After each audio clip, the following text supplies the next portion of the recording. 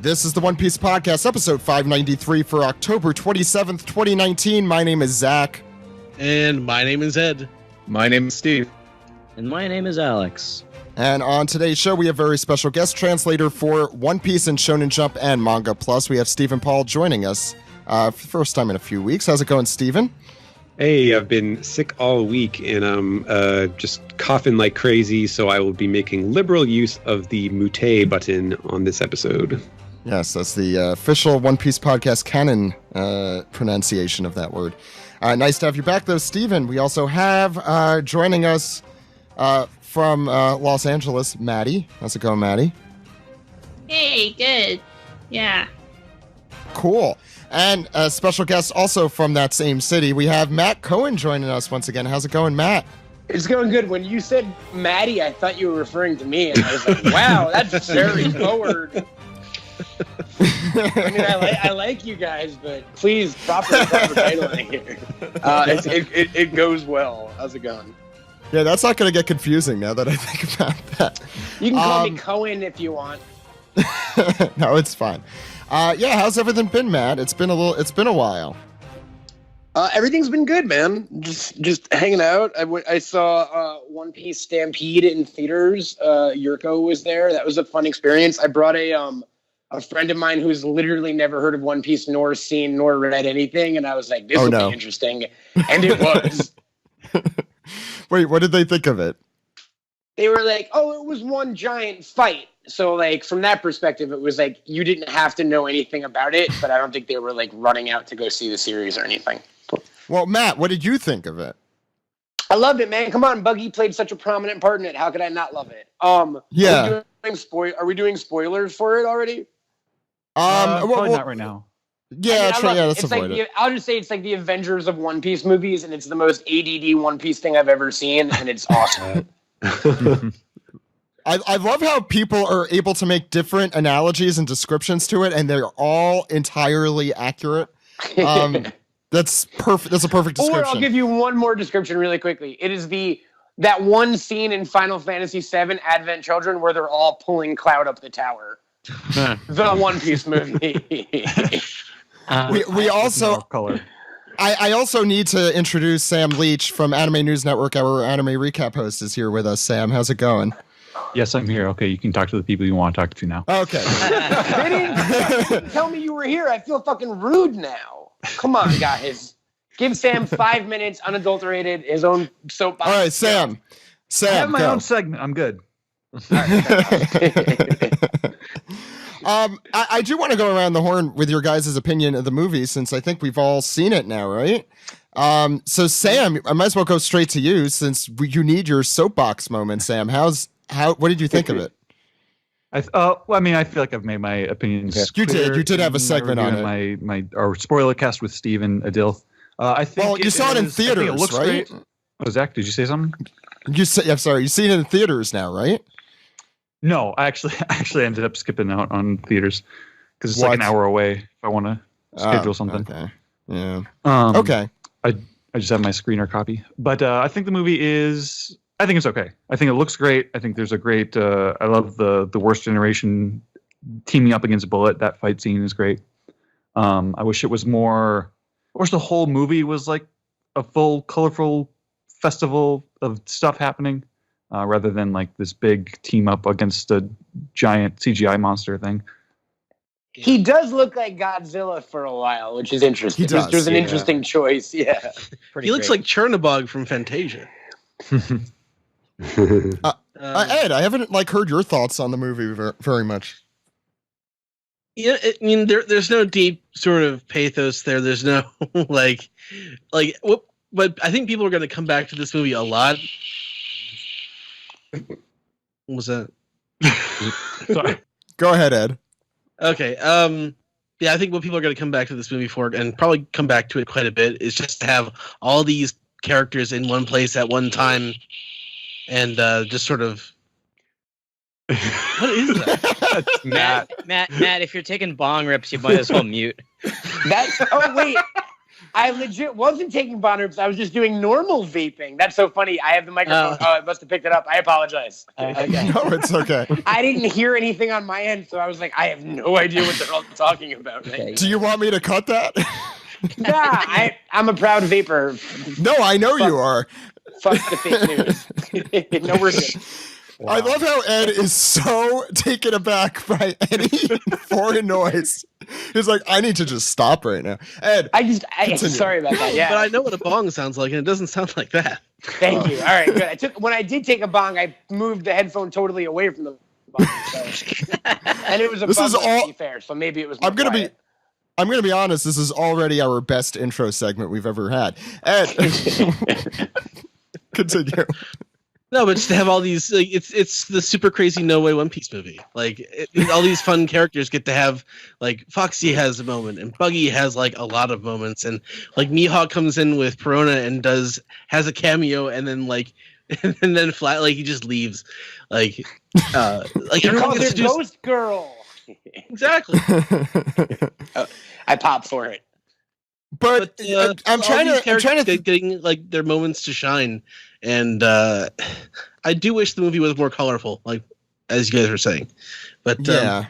I mean, I enjoyed the fighting. Like it's sometimes I feel like anime movies can be a little bit too long, and some of the One Piece movies have been that way, but like they make up for it in other ways. This is just a straight on through. It's like very DBZ. It's very like movie 9 or movie 12. Especially like movie 9 with the color or is that movie 7 with he turns like pure blue at the end of it. Smurf. Anyway, the Smurf movie, Dragon Ball, the Smurf. Alex, I know. So, do you want to tell your story about what you've been trying to see and what you've actually been seeing? I've been trying to see the sub version, and I got tickets like months ago to see the sub version. On Thursday, they're supposed to play the sub version. They played the dub version at my showing, which was a bit of a bummer for the two other people I went with, and a bunch of other people in the theater were very annoyed as well, audibly. But, so it threw me off for like a half second, and then I went to go see it on Saturday. It was the dub. It was supposed to be the dub, and it was the dub. So there you go. Still haven't seen the sub, so I bought a ticket for Tuesday. So congratulations, Funimation. You've got my money 3 times for this movie. Well, what did you think? Said, Yeah. I liked it. It's a lot of fun. I think that you could easily cut off maybe 15 minutes of it. There are certain points in the movie that I think are like they don't need to be there at all. There's a moment with Garp that I think is completely useless, which, it's cool to see Garp and them in the movie, but I think that scene in the movie is completely, just take it out. but it's just fan service. Like everyone wants to see all of these characters, and we're giving them like all these good character moments. So Yeah, Avengers. It was more exactly. Sure, I was more thinking though, like because I brought 2 of my friends who have never seen One Piece before, but they really wanted to see it because they're like, well, you know what? If this is going to be like a One Piece fan service movie, and if it looks as good as the Broly movie did, then we want to see it. Just because it looks like it's going to be a lot of fun, and I was just concerned for them is all. But they were mostly had fun. They really enjoyed it. One might start reading One Piece. The other one, I was like, if you have any questions, he's like, oh, I'm just going to wiki a bunch of shit when I get home. I had no idea that One Piece had so many factions, and I was like, oh yeah, it's world building. Like I lent him my the first couple DVD sets so he could watch them, but. I don't know if he'll end up actually doing that or not. But You better go get those back. Steve, do you want to talk about your... Oh, yeah, Alex, go ahead. Sorry. Yeah, my overall thoughts on the movie, though, I did like it. It's a gorgeous movie. Everybody on the podcast who said that the music was nothing to write home about, well, you're entitled to your own opinion, but I think it was great. But I love the way they incorporated like opening and ending themes, like with Memories. Yeah.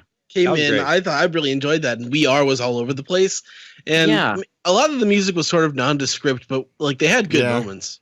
It was Yeah, there was a lot of well, the thing is, my big thing with Koi Tanaka's music is that he has a lot of like drum machine industrial sounding stuff a lot of the time these days, and this felt like just kind of older school One Piece BGM. So I very much enjoyed it.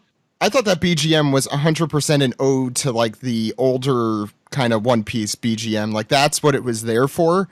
Yeah. Which is good, and I think it definitely fulfilled that purpose. But just to be the other part of your Dude and Zach's Dance Carnival here, I just think compared to a lot of the recent movies, which I think have had like really standout, like A++ soundtrack, Zed and Gold in particular, that this one was kind of, it was just good. It wasn't like standout, and that's a high bar, but. Well, I'm biased because of all the nostalgic, themes that are in there. I think, like, I get that, like, might be overplayed or whatever, but in the couple times that's in the movie, I got chills both time watching it. So, well, they also played whatever song we used for, I think, the anime recap segment, which I forget the name of, but they definitely used that because I listen to that song a lot, and it's in there. Yeah, it's in there. It's nice to hear music from the show. So, yeah. Steve, you had a kind of good. You had an opposite story from Alex, Steve. Right? It sounds like Alex has like more things to say. Oh no, I just wanted to say, like, overall, I did enjoy the movie. I think it's fun, and anybody can really enjoy it, even if they're not a One Piece fan, which I think is cool. So, Steve, it looks like you have something to say. Yes, I certainly do. If I spoke Japanese, I would start speaking in Japanese because while you're expecting me to talk in English, you get the Japanese version instead. Of course, we bought these tickets months ago. We saw the sub Thursday night, and then we were going to go see the dub Saturday night, and it was 1 second I knew right away it was the sub, and I was already we were excited to see the dub, but I remember being nervous in the back of my head. I'm like, well, what if the opposite happens of what happened with Alex? And it's not the first time I've gone to see a movie where it's going to be one audio track and it's the other, both being at an AMC. I've seen the subtitled version now 3 times. And I guess Funimation's going to get my money a third time because we're going to try one more time.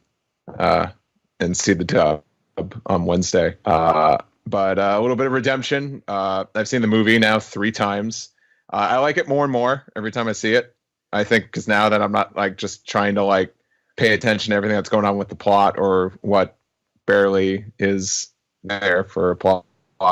I just have a lot of fun with it because it's just meant to be like a celebration of the anime. So that's why there's so many cameos and all that. At least seeing it like an AMC, the sound system is a lot better. So now the music stood out a lot more to me, and I did pick up on a lot more tracks. I still kind of agree with Zach's sentiment that the soundtrack isn't as strong as like Film Z's or Strong Worlds or Film Golds, but it's still, I think it's more of a nostalgic soundtrack because, they have a lot of remixes of old tracks. But it's a lot of fun, even though when you're sitting there awkwardly expecting the dub version and you can't like really enjoy it for like the first half hour because you're kind of miffed. I think I do want to just point out a moment. I think one of the employees of the theater walked in there to see if there was like, if we were like burning the place down. He was looking at the screen and then like he was just looking at the theater. And I know I was looking at him and I'm like, wow, this employee has really good eyesight. If you could see me like staring a hole into him saying like, dude, like you fucked up. But apparently also Maddie and Jill were doing the same thing as I was. So there's just 3 people in matching One Piece Stampede shirts just staring at this dude. Did you guys get refunds? They gave us passes, free movie passes. So fair enough. Yeah. But I've said plenty in our segment. It's a lot of fun. I will see it one more time, and I'm good for a while. Maddie, do you have any thoughts you want to share? No. Yeah, Maddie's seen it more times than anybody here. Yeah, I've seen it. That's true. Talked about it enough. Yeah, and you heard about her thoughts on last week's episode, which was great, and I was really happy to put that one together, and I want to thank Steve, Adil, Sam, and retrospectively Greg and Maddie too from August, because I purposely like avoided listening to those because I wanted to go in fresh in this movie. And I took my friend from work, who did not was not expecting literally the rowdiest crowd I have ever been at a movie with. Like, it was like a con crowd. Yeah. Like, didn't we see it's weird. one of the For me, Evangelion like, movies like that? Yeah. The sub crowd was very subdued, but the dub crowd was much more into it, including this dude next to me who would have been very annoying if he wasn't completely earnestly at every cameo going like, "Oh my god, like." You guys, it would have been very annoying. At the sub premiere in LA, I'm sorry. At the sub premiere, at the sub premiere in LA, when Boa Hancock came on screen, the dude in front of me started visibly fucking shaking so hard that chairs started rattling and stuff. It was the craziest, best thing I've ever seen in my life. Like, he couldn't contain it. Yeah. Yeah, no, that's what was fun about the movie to me. Look, like, it wasn't the best plot, it wasn't the best animation. The fight was kind of boring. I don't love that he turned into like a giant CGI Dragon Ball Z monster thing or whatever. But every time I saw a person I wanted to see, it made it worthwhile. Like, it was literally, it's that thing in Final. I don't know if you guys know that scene in Advent Children where it's literally just a like carousel of cameos. Do you know what I mean? Which I dig every once in a while. Yeah. And I was gonna a series like One Piece, you can like lends itself to that. You could really pull it off with One Piece characters. I was describing it to Steve, and he's like, "What, did you go to the Apollo to see this?" Like, it was like, there were people in the fucking aisles sitting next to me. There were like I thought you meant when people were in the aisles. I thought they were just like dancing and cheering in the aisles. No, they were sitting in the aisles, watching the movie in the aisles, which definitely meant they snuck into the movie. But there was, for almost every character except the ones that I wanted to yell at, there was someone in that theater being like, "Whoa, what the fuck?" Like, at you name a character except for Brand New and Big News Morgans, the only two I cared about. Yo, I cared about Big News Morgans. Thank you. News Morgans and his backwards knees because he's a bird. Yeah, I think Big News Morgan's legs became like a popular thing in our group. We always pop for his backwards legs. I forget they use actual bird legs. I know Maddie would applaud really loud for Kaku in the credits. The tiny, like, little fairy in the background, barely visible Kaku. And then it keeps panning, and then Spondum shows up, and I cheer for Spondum, and then I would hear a smattering of boos. I do have a new favorite obscure-ass cameo in this movie now. Go for it. And I also can confirm, yes, the two dudes that pick a fight with Tashigi in Logtown are in the movie.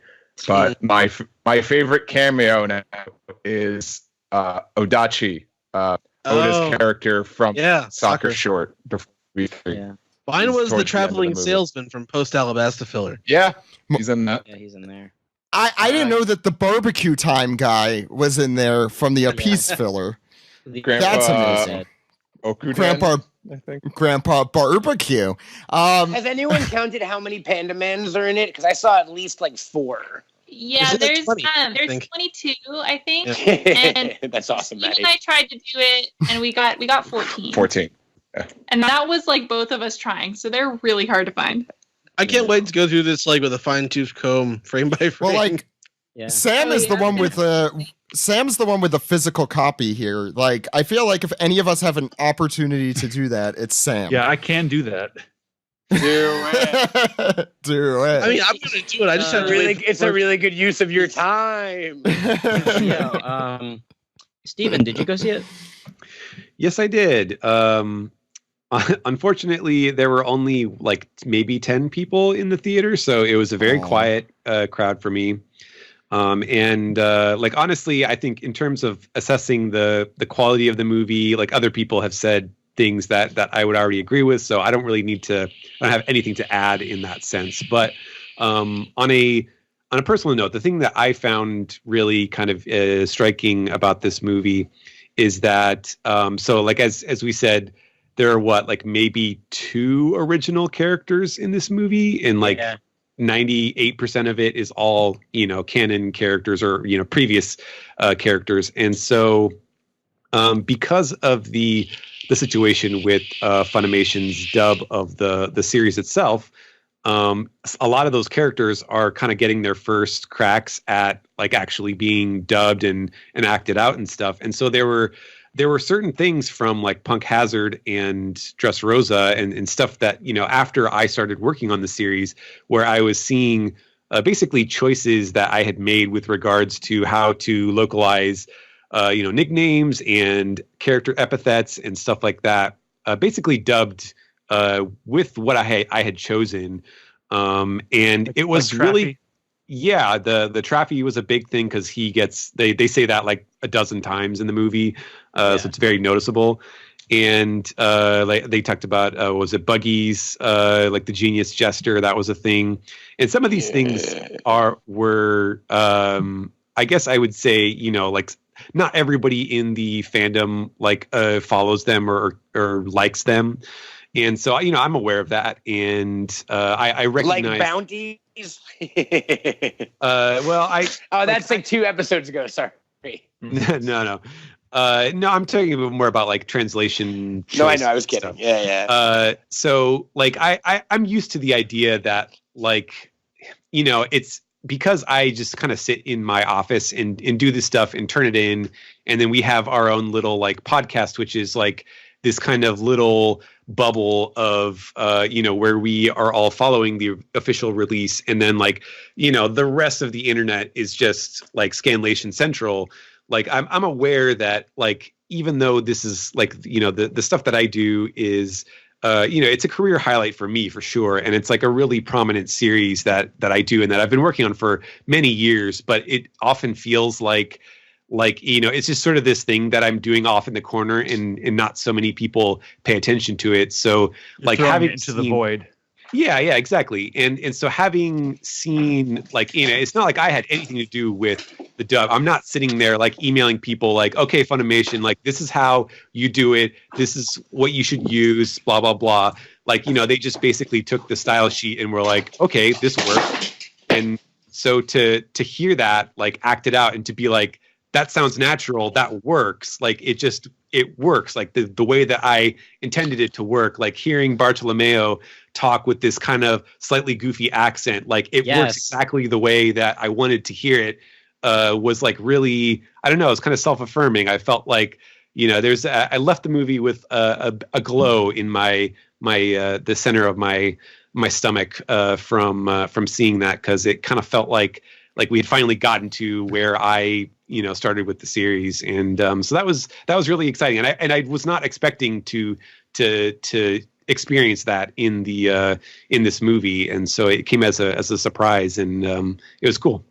Wow. That's awesome. Yay, Steven. That is awesome. Yeah. Bartolomeo, it's really hard. It's really hard for me to single out any particular, dub voice actor. But I really did like the guy who does Bartolomeo's voice a whole lot. I thought he really nailed Tyson Reinhardt. Tyson Reinhardt. Have you met? Oh, yeah. I met Tyson. Yeah. Tyson's I didn't realize awesome. he was the same guy who did it. Yeah, he's really great. Oh, that's so cool.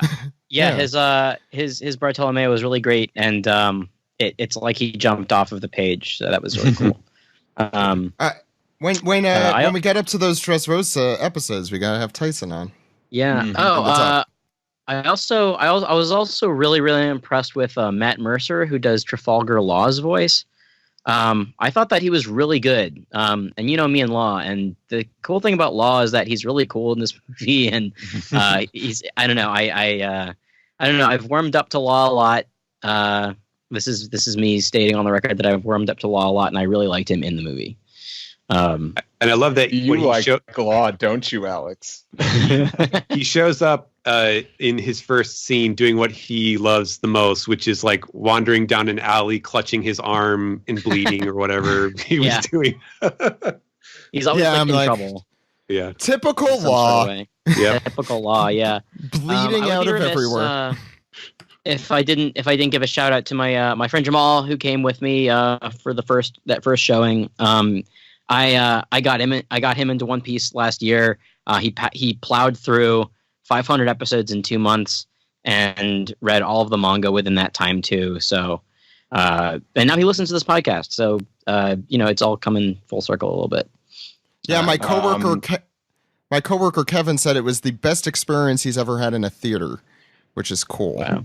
Yeah, that's pretty sweet. Yeah. And I just want to give a shout out to all the listeners that came to our meetups. A bunch of people, and some came to both, and they're a lot of fun. And we spent a lot of time just hanging outside the theater afterwards, just talking about the series, and appreciate it. We talked plenty One Piece, and also talked plenty of Endless Schmaltz and Gundam Wing. So shout out to you. Yeah, no, it was cool seeing Mo and several others were there. So that was cool. Anyway, we have a lot of show to get into. Matt will not be joining us for the manga recap, but he'll be on for the rest of the show for Piece Together and so forth. I don't know if he's going to stick around for this, but we also have the first round of our Stump One Piece podcast trivia at the end of the show. So we'll see. They stumped me, but maybe I'll stick around. Unless it's about furry animals in the One Piece universe. That way, I got that category on lock. But I'll see if there are any about that. Okay, fair enough. So yeah, we got a lot of entries. We're going to do this in a few different rounds. So because we don't have time to go through like 50 something questions. So that'll be at the end of the show, and the winner has a chance to win, or anyone who is able to stump us has a chance to win the One Piece Color Wall Compendium Volume 2 and a lot more. So stick around till the end to listen to that. Anyway, let's get into some manga.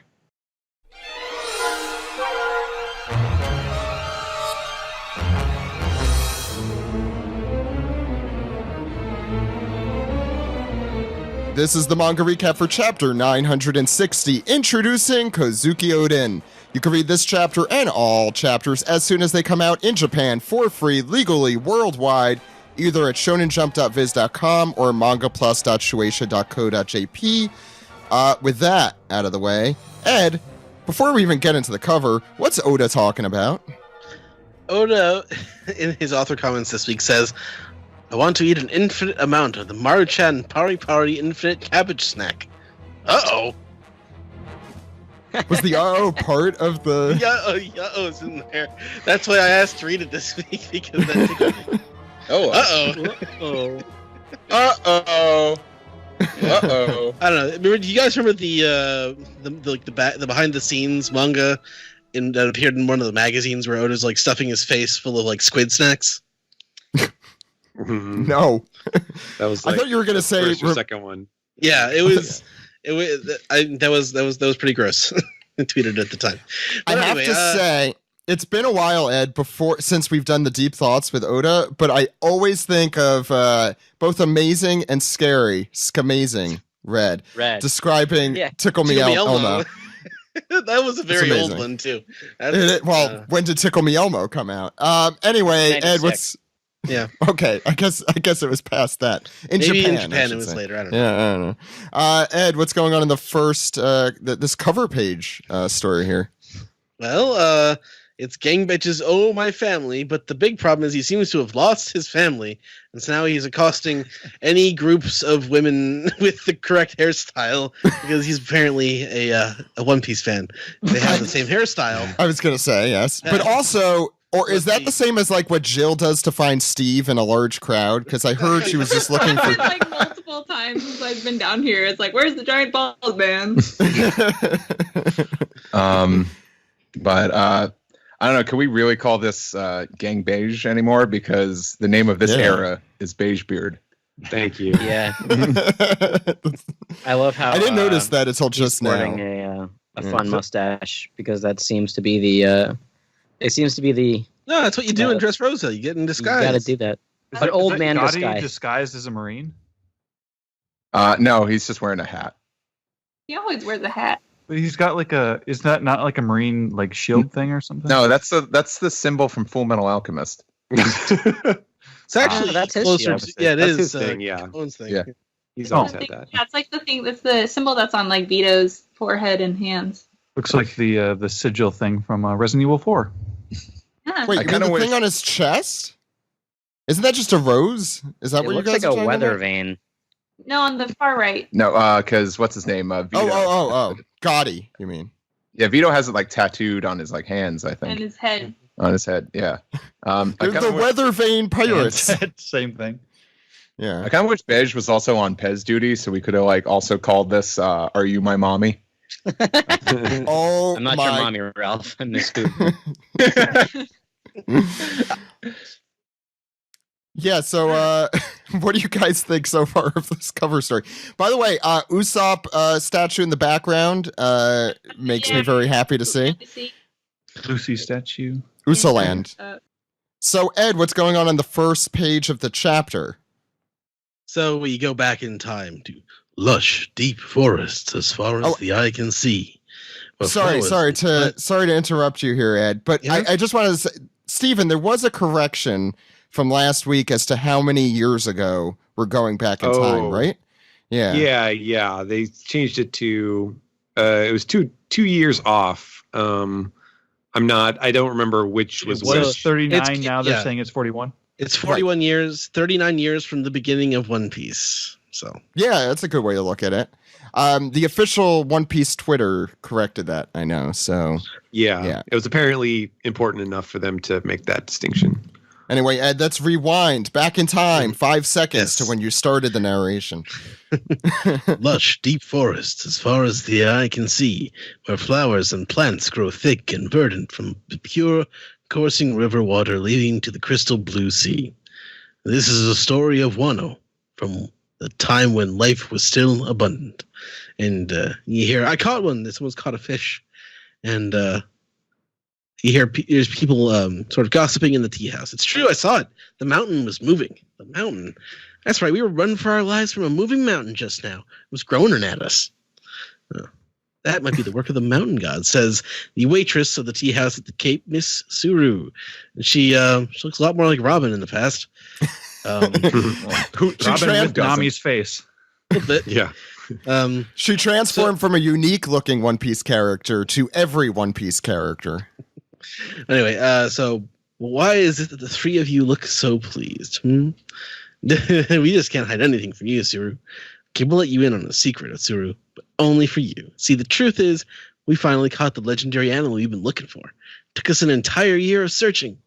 And this looks like Ashura Doji and who are these two other guys? I don't think I know these guys. Yeah, these are just a bunch of chumps. Yeah, I think. Yeah. By the way, that deer is adorable, and that frog is adorable, and that fish is dead.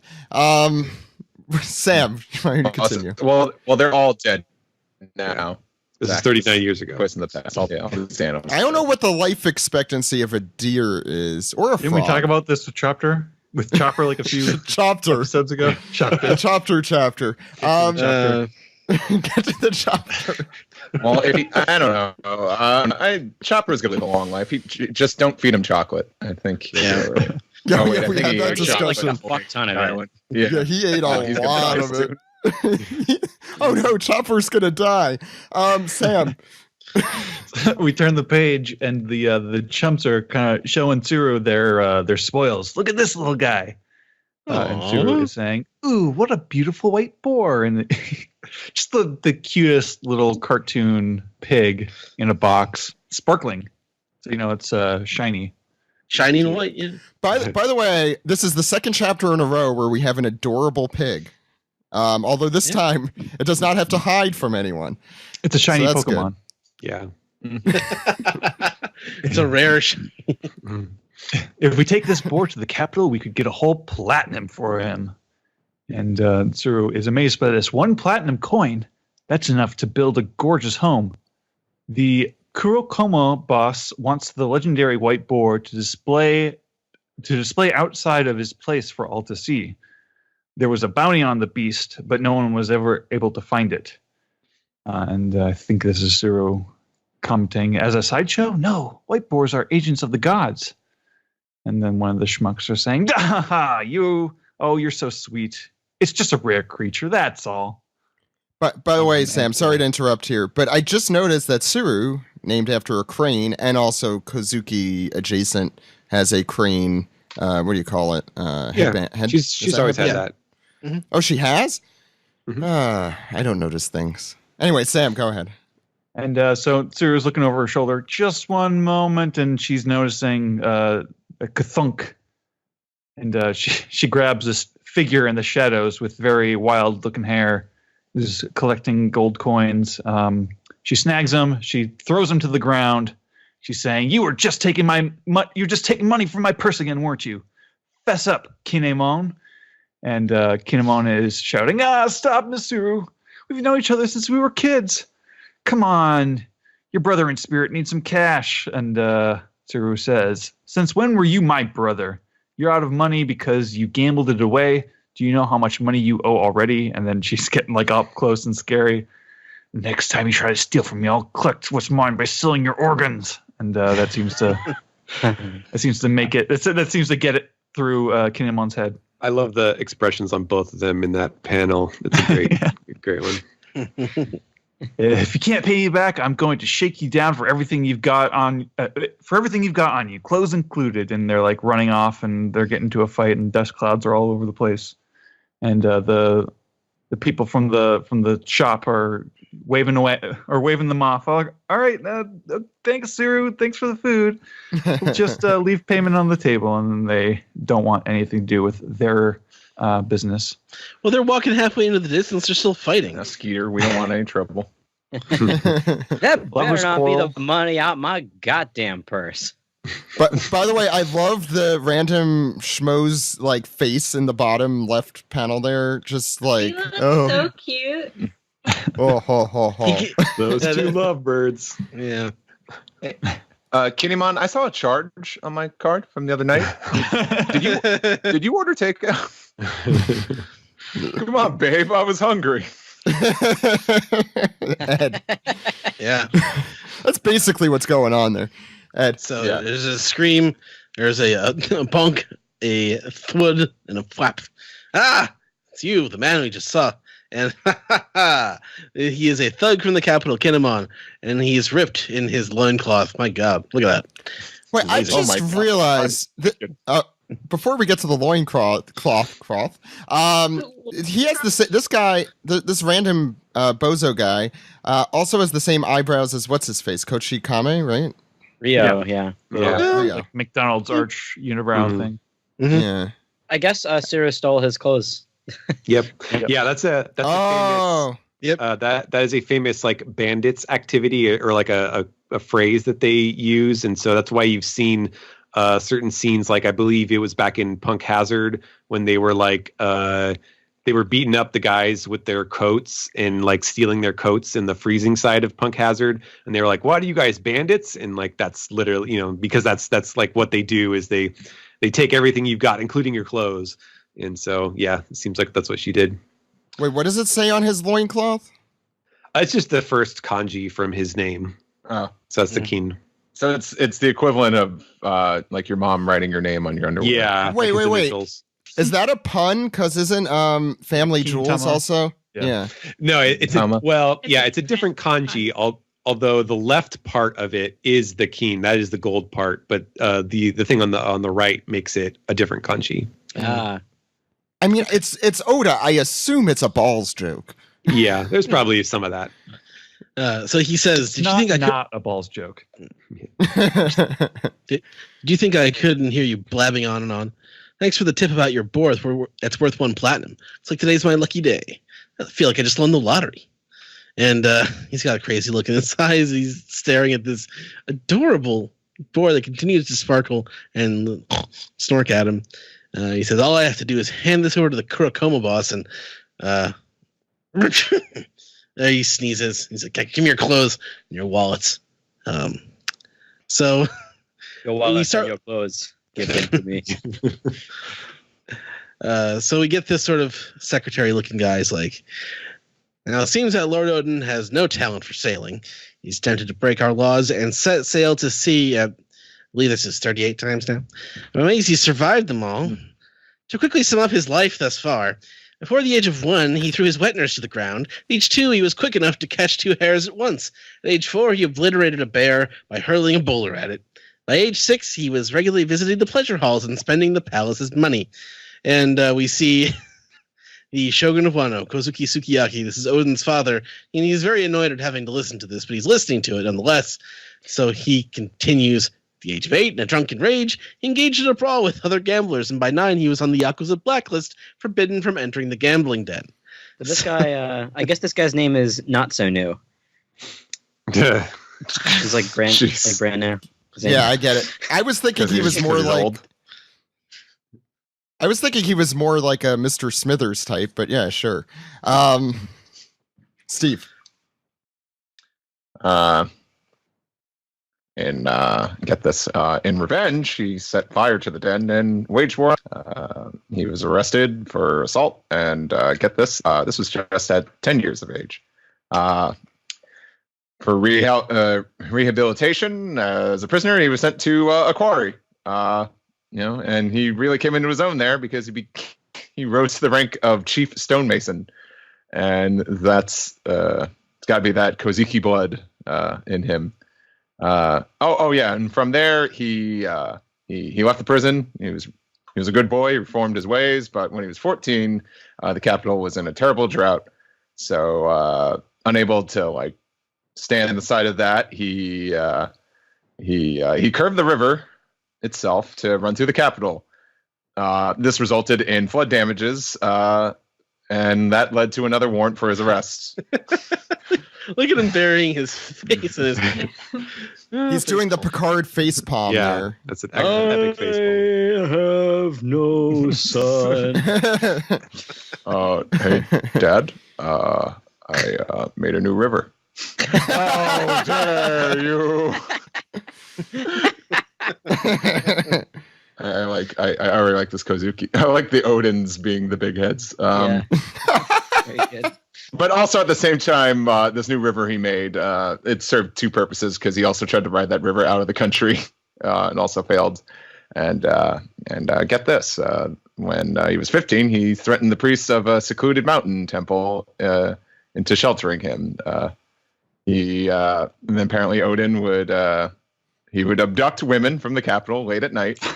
As we see this little mountain temple here with looks like a tanuki, just dancing around, and we hear some laughter on the inside. Kozuki Odin would he would abduct these women, take them back, and he would make his own personal harem. But he's decent, because the women were totally free to leave whenever they'd want. Yeah, great. That sounds like now it's fine. But they don't, because of the implication. What a great guy. What was that, Ed? They don't leave because of the implication. I get it. So it's no, you could leave. Yeah, it's or I'll kill you. I'm trying to. You could leave any time. You just have to get through this pile of venomous snakes. My malevolent murder maze. Or it's like the Simpsons episode where they're in the freaking the cult, and it's you're free to leave at any time. And it's no, Odin. Clearly, the implication is Odin's got the D. That's what we're talking about. Yeah, I see.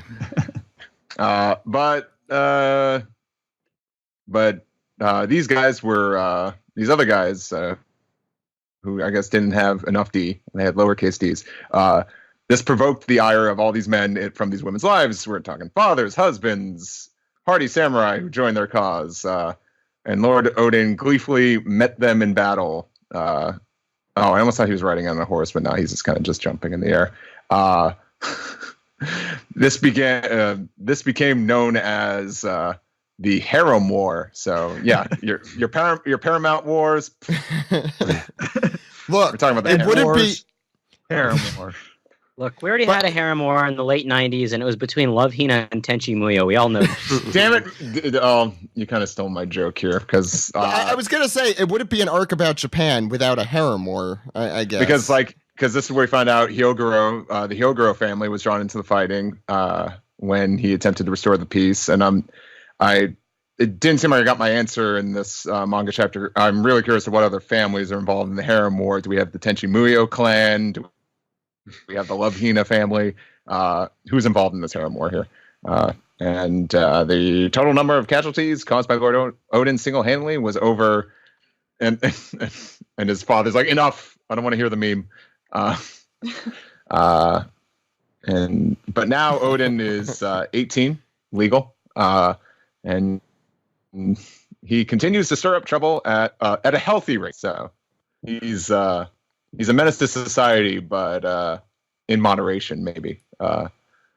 But is this his father? Yeah. With that, yeah. It's like, so his father says, "Say nothing to Odin. Just give him this." And it looks like it says "diswomen." No, it says dis. It looks like it says disownment. Disowned. Disponed. Sick burn, bro. Rafflecopter. Steven. No, he's going to be disowned.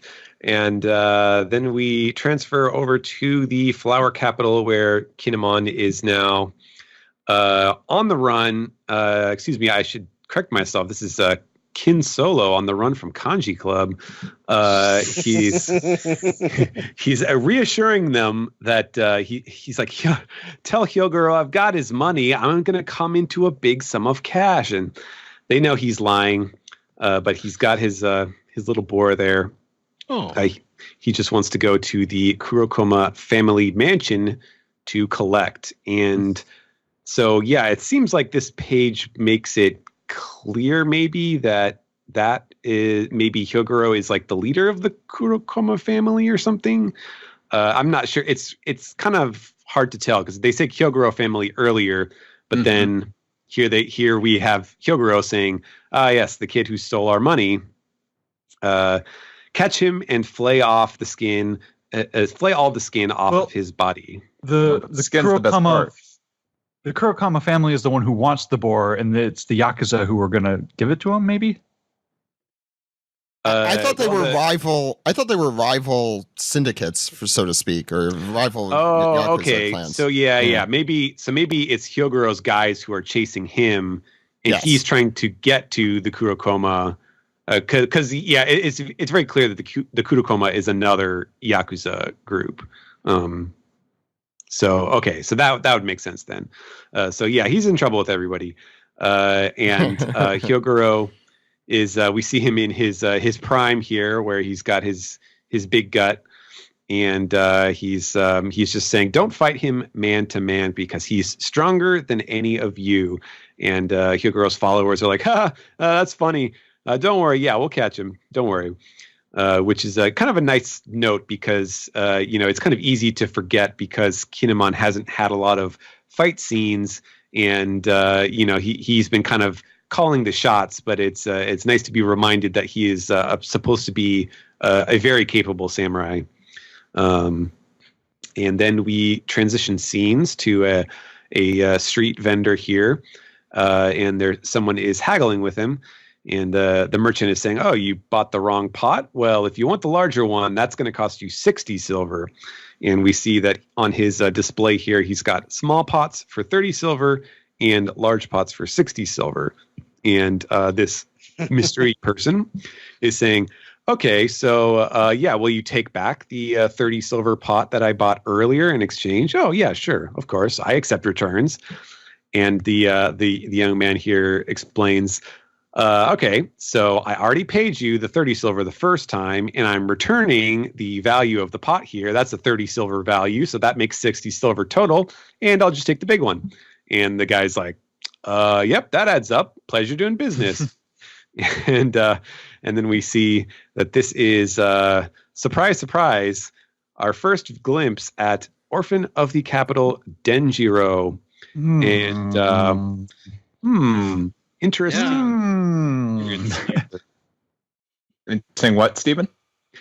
He looks like a couple different guys. He's kind of got the ponytail of Zoro's teacher, Koshiro. He also looks a whole lot like one of the members of Roger's group. Scopper Gabon. I think I've said that name like 10 times this week.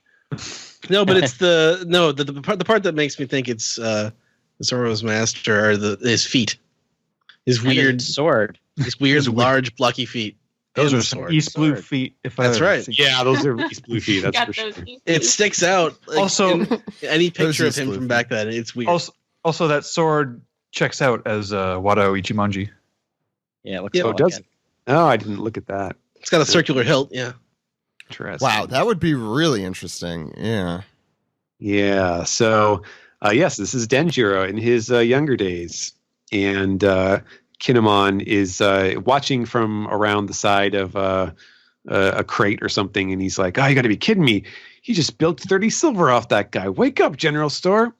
But then we find out that he actually knows Denjiro because he calls out to him, and meanwhile, the merchant is like, "Wait a second, how come I only have 30 silver now?" So he's very slowly cottoning on. Meanwhile, crematory, flower capital. We hear some yammering going on. Sir Samurai, please, you must stop him. And a child is crying, oh, Grandpa Katsuzo. And an older man tells her, oh, there, don't cry. Then again, it is a funeral, so crying is expected. But they get back to the matter at hand. What's the matter? The cremation is finished, so the family is going to go in and collect the bones. But look at him. He's boiling a pot of Odin over my father's remains. Odin, you say? And as we zoom closer into the crematorium, we notice that we get our first actual non-silhouette glimpse at Wano Shogun's heir, Kozuki Odin, eating a giant pot of his namesake over the bones. Well, you've heard of Elf on a Shelf. Now you've Yes, heard continue. Odin eating Odin. Almost pulled it off. Good effort. Good effort. Has anyone actually heard of Elf on the Shelf? I don't know where the hell. Yes. that came from. Yes. Please yeah, continue. no, that's I the mean- thing. I don't know. It's a new What, thing you for the don't? kids. Do you not know Mensch on a bench? Yeah, I remember that time I met up with you in Central Park. Yeah, it was a good time. It's an actual thing. It's a Shark Tank thing. Go ahead. Wow. So, brave of you to admit to watching Shark Tank. so here's as we posited last week, that is indeed Odin's the shape of Odin's hair. Why I'm It's a not helipad? particular. Yeah, it's a giant helipad. I'm imagining a little tiny helicopter. Into my Lands there country. Into my country. My hair look like the pizza pie.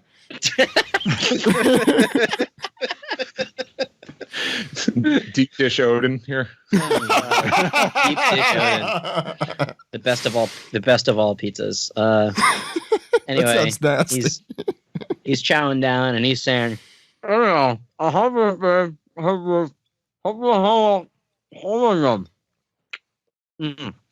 and then, Oh, not Justice Fruit Pies. don't like me like flushes flip flies. Are you actually eating something right now, Alex? Yeah, I'm eating Hamantash. I'm getting into, I think I this- got into character. I think this might be our most Jewish episode of the One Piece podcast. It's go not. ahead. Anyway, like you all would be saying, I can't even tell what he's saying. Get away from my father's remains. And as they saw, he's disgracing my father-in-law's death.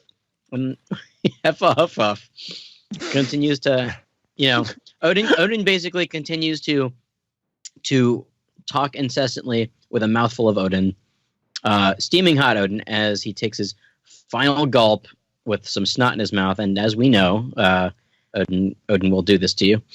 Get you a big old snotty nose. He takes a couple glugs and gulps from his sake gourd and continues to chow down on his on the rest of his Odin, scarfing it down, blubbing it down. One go to the day next I'll page. One day I'll drink sake like that. We continue his glug fest. Yeah, that's what I'll call it. And we see the family there looking on with a mix of bewilderment and I'll just keep with bewilderment as Odin chugs the rest of the broth. And he proves after just chugging all that hot liquid and says, Burns so long his then. hand. Yeah, you didn't mention Oh, that. shit. Yeah. Yeah, I didn't notice that. Yeah, okay. I guess that's important. And he says, so long then. He puts the sake bottle next to the bones of the cremated remains of who we learn to be Katsuzo. It says that the next drink we share together will come in the afterlife. And he says, and now, if the family will pardon my interruption, he walks away and re-silhouettes himself, as we learn that is indeed his devil fruit parent. No. And yeah, we see everyone in the back, and we see Katsuzo's name embroidered on a sign there in front of the crematorium. And a random man in a, let's say, fern shirt says, I am sorry, he never explains himself. So this must be like one of Odin's like henchmen or something. Well, that was the samurai that they were like hailing for help. But yeah, he seems to know Odin. Yeah, that's a better explanation. Anyway, they say, wait, is everyone like suddenly comes to the realization, and you see, I think the girl in front expresses the what everyone else is feeling there perfectly, where you have both tears in her eyes and hearts as her eyes. And this is the music video to Salt and Pepper's "What a Man." Great, that's going to be stuck in my head now. Peppa featuring En Vogue. My mistake. They all say, wait, is that what was going on? And as you heard, what a man. And again, Stephen puts this one in. Oh no, stop the wives and daughters. So that's one of the legendary... pigs and boars. And the pigs and boars, more importantly. Hide your wives, hide your daughters. Hide your pigs, hide your boars. So that's what everyone just says around Odin. Hide your pigs, hide your boars. Stop the wives and daughters. That's one of the legendary Odin speeches. And we see a babang as we zoom into Katsuzo's remains with the sake bottle, what does that say on the sake bottle? Did we already... Flower. Flower. Okay. That, I guess, makes sense. And the little incense laid within his rib cage there as a clunk of the skull seems to kind of happen there. Did he steal that sake from Hyogoro? That's a or good it could just question. be like flower capital. That's what I assumed. Yeah. Also, I'm assuming that's where Hyogoro got his nickname from, because he's the Yakuza of the flower capital. Okay. Important to note, and I completely didn't notice this until just now, but the crescent moon upon his the two crescent moons on his outfit there, which we've discussed a lot, is an important symbol for the Kazukis, and also moon. Anyway, so Odin says, "Have you come here to apprehend me?" And the samurai guy here says, "Yes, but I'll accept a bribe too." And Odin says, look, you're not supposed to say that. What's going on here? Why is no one avoiding me like they usually do? And also seems like there's a fire that's got them preoccupied or something. The bells have been ringing, I noticed. And he said, and he yells up to the guy in the tower there, hey, is it a big fire? And the fire guy said, no, it's not a fire, but it's a big something. And Odin looks up and he's like, what's going on here? And Maddie, what is going on? We cut over to Denjiro and Kinemon, and Denjiro is going, don't you know what that is, Keen? Shouldn't be carrying that thing around. Kinemon goes, what, this white boar? And Denjiro goes, don't you think the Kurokama boss is trying to use it to destroy the Hyogoro family? And Kinemon's like, what do you mean, Denjiro? And he explains, I mean that wherever that piglet is found, the adult boar is sure to come charging. And the ancient scrolls say it's a white boar the size of a mountain. They call it the mountain god. There's a story about it destroying an entire village in the course of a single night several hundred years ago. He always thought it was just a tale, but now that I've seen this big white boar for myself, the big one must be. And then you see this big shot and all these exclamations. The mountain god is real. Will all be devoured? Many have succumbed already. Abandon the capital. Flee for your lives. And you just see this big old boar face going snork, snork. And then we go back down cut back to Odin, who is saying, "That was a fascinating story you just said, whoever you are." and Kinemon's going, you missed the little panel next to that. Oh, sorry. I'm reading on my phone. And so Denjiro's going, it's come for revenge. And Kinemon's going, oh, did I accidentally doom the capital? Look at his face. Oopsies. Biting Yes, his nails. he is very, very worried. And so then we cut to Odin, who, yes, that was a very fascinating story you just said, whoever you are, speaking about Denjiro. And Kinemon goes, Kazuki, Odin. And he goes, give that boar to me. You go, huh? And we end with a bang. You pass the boar to Odin. Can you pass the boar? That's gonna do it for this chapter. Thoughts on this chapter? Let's start with Ed. You weren't on, I feel like, recently. So what did you think? Hey, of this chapter? I thought I wasn't on for 2 episodes, but you put that segment on that I hosted, so it's like I was never gone. I know. But Ed, what did you think of this chapter?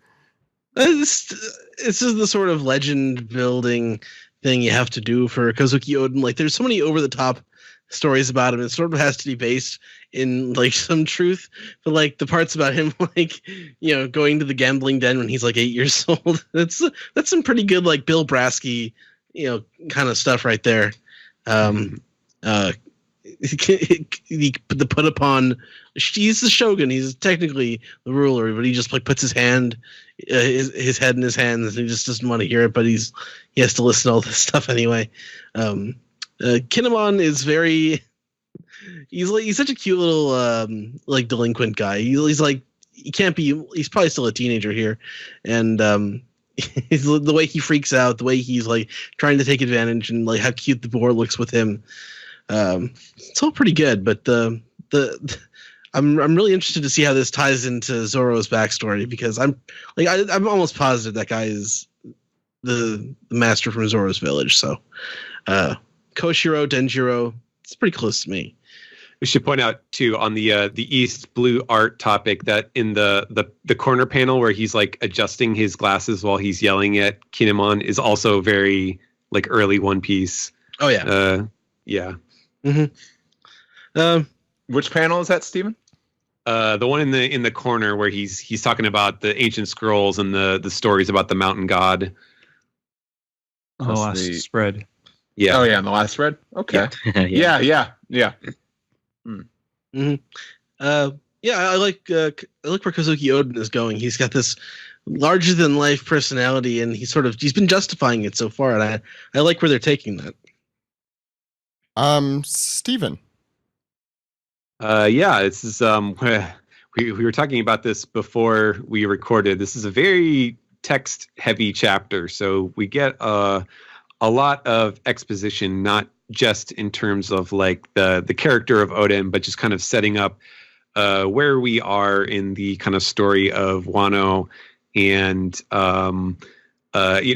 enough establishing details, I think, that kind of cleverly makes it clear that this is sort of like it's not necessarily the origin myth of, or the origin story of Odin himself, but like how he came to meet the Akazaya 9, because, you know, at the end of this chapter, he's like, oh, whoever you are, referring to Kinemon and Denjiro, who we know obviously are going to be like very loyal servants of his. So this is kind of like going back to the beginning of how their group came together. Weren't they younger in Yasu's flashbacks though? Like, weren't the Akazaya 9 like little kids almost?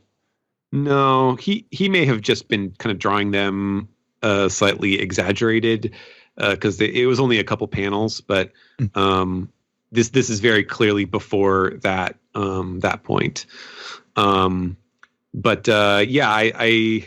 The Odin stuff is kind of funny, and honestly, like with the way that Oda has set it up to, like, you know, kind of priming it with the whole laundry list of his shenanigans, and then leading into the introduction where he's boiling his stew over the remains of a dead person.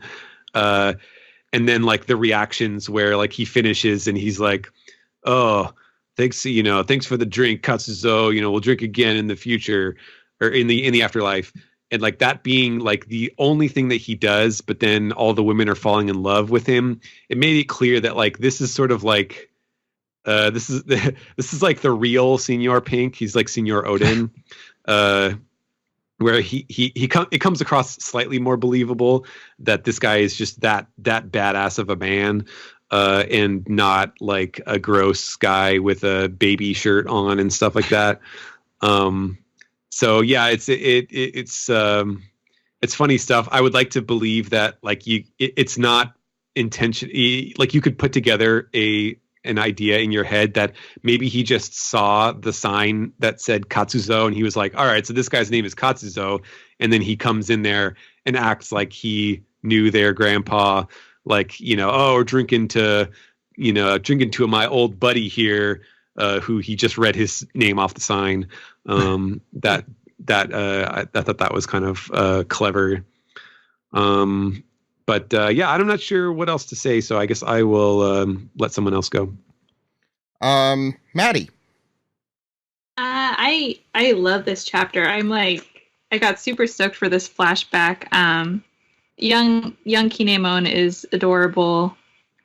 I'm interested in like what color his hair is. I don't know if he's just like bleached it or if it's going to be some weird color, because Oda sometimes surprises us with that. Well, Kinpatsu is blonde, like okay. when people bleach their hair blonde, it's Kinpatsu. Yeah. Right. So that's great. And yeah, like the little tiny cute boar is wonderful, and Odin is fantastic. Like he's just larger than life, and I'm really looking forward to seeing what comes out of his story, because he's just been kind of this mysterious figure this whole time, Odin, and then he is almost he's this mythical status that he's like living up to what we've been hearing about him, because he's just so insane. So yeah, I'm really looking forward to the continuation of this flashback. Steve.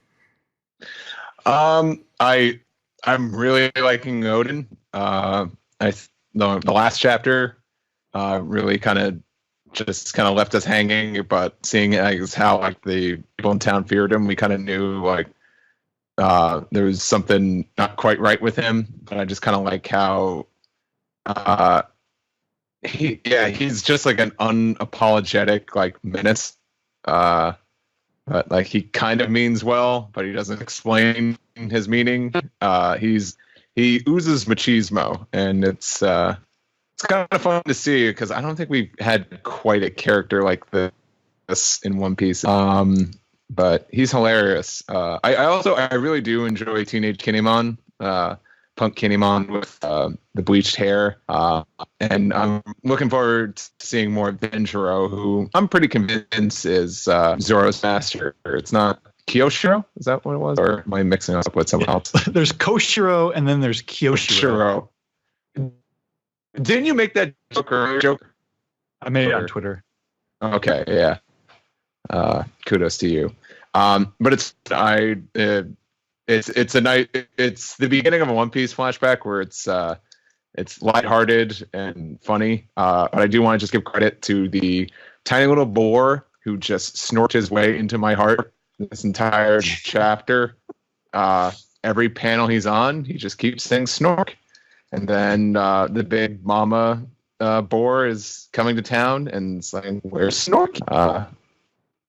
And I don't know. Oda's been having doing some really good pig drawings, I gotta say. So I really like, especially on the last spread, I really like two of the panels on the right with the boar. It just looks hysterical.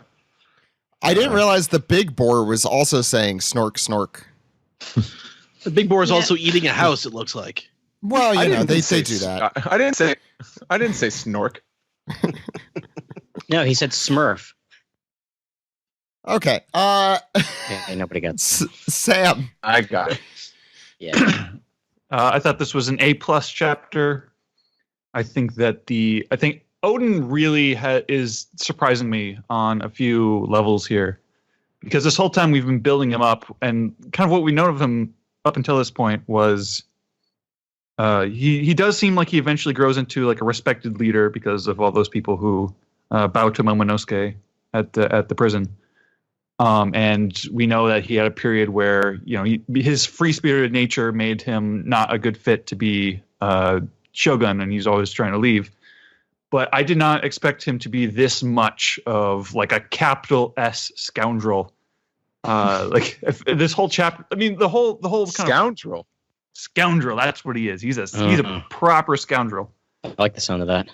Part of the fun of One Piece being about pirates, and kind of any story about criminals that we kind of like, despite the fact that they're criminals, is that there's always that kind of like balancing match of like how much can we make them kind of like a jerk or a criminal or a miscreant and still like them or respect them or even admire them. And with Odin, I feel like Oda's just getting fucking weird with it.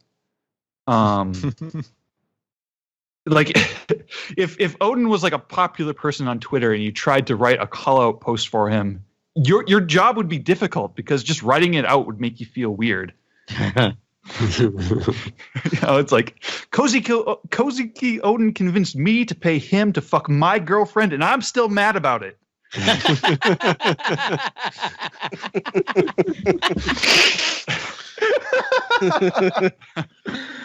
Jeez.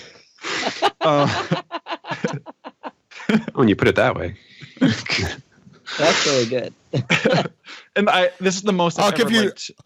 I'll give you 30 gold pieces back.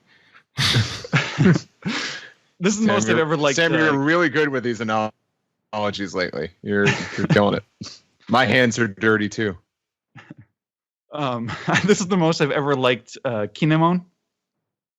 I love, one of the things I really like about the time travel flashback kind of nature of Wano is that contrast between who a person was, 20 plus 30 plus 40 years ago, and like who they are nowadays. And like knowing that Kinemon was like this punk who, like, he hasn't completely cleaned up his act, but he's like he's a very different kind. I mean, he's kind of a pervert, but like other than that, he's mostly a stand-up dude. And I love his relationship with Suru. I love how they have this kind of odd couple bickering thing from like before they're even in a relationship. They're like they've got this kind of bickering, yet there's low-key a chemistry there. I know I don't talk about Final Fantasy VIII a lot, but it reminds me of Rain and Laguna, kind of, where Laguna is kind of this goofball and Rain's always rolling her eyes at him. But because there's that time travel flashback angle, and you know how they end up, but you kind of have to fill in the blanks with your imagination as to how they actually ended up in a relationship, which I think is very sweet, very romantic. I hope that Odin goes out to sea and then he comes back and they're like already together, and it's like, what? You two? Oh, you. Well, you I mean, he had to go back to get his clothes. Right. So yeah, and yeah, I'm 99% sure that Denjiro is Koshiro, which will loop perfectly in with the Sunach. We're going to see the lineage of where Denjiro got Sunach to teaching it to Zoro teaching it back to Momonosuke. Mm-hmm. Alex. Yeah.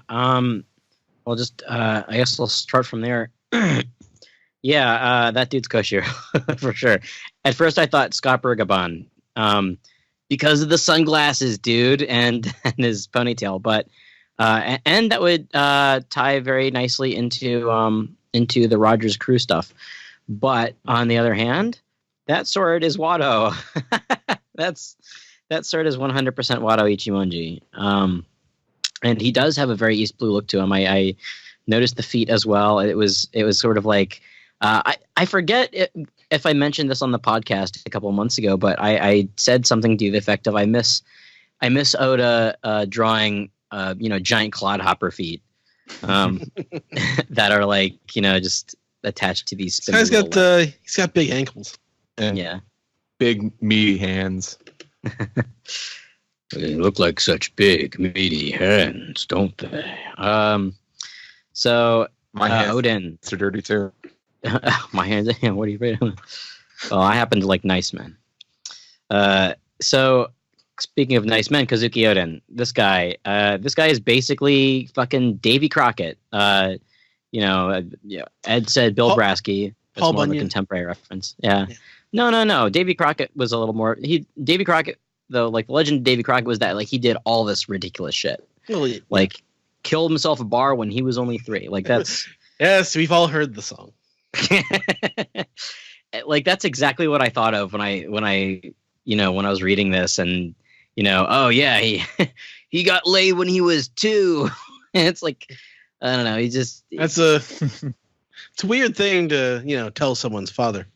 Yeah, like Presumably he already knows it, but like still it's weird. The audience doesn't know it. Yeah, it is weird stuff. Like yeah, he started drinking when he was 5. Like he was kicked out of the casino by the time he was 9. Yeah, like and he is 18, and look at him. He looks like he's 45. I was gonna say he has Jotaro syndrome, in which if this guy's 18, Yeah. Yeah. He's like even more hard boiled. Like he's not just hard boiled. He's like he's so hard. He's so hard boiled. He makes Senor Pink look like fucking Humpty Dumpty. He's so hard boiled. It's like he's hard poached. Okay. There you go. I like out. that.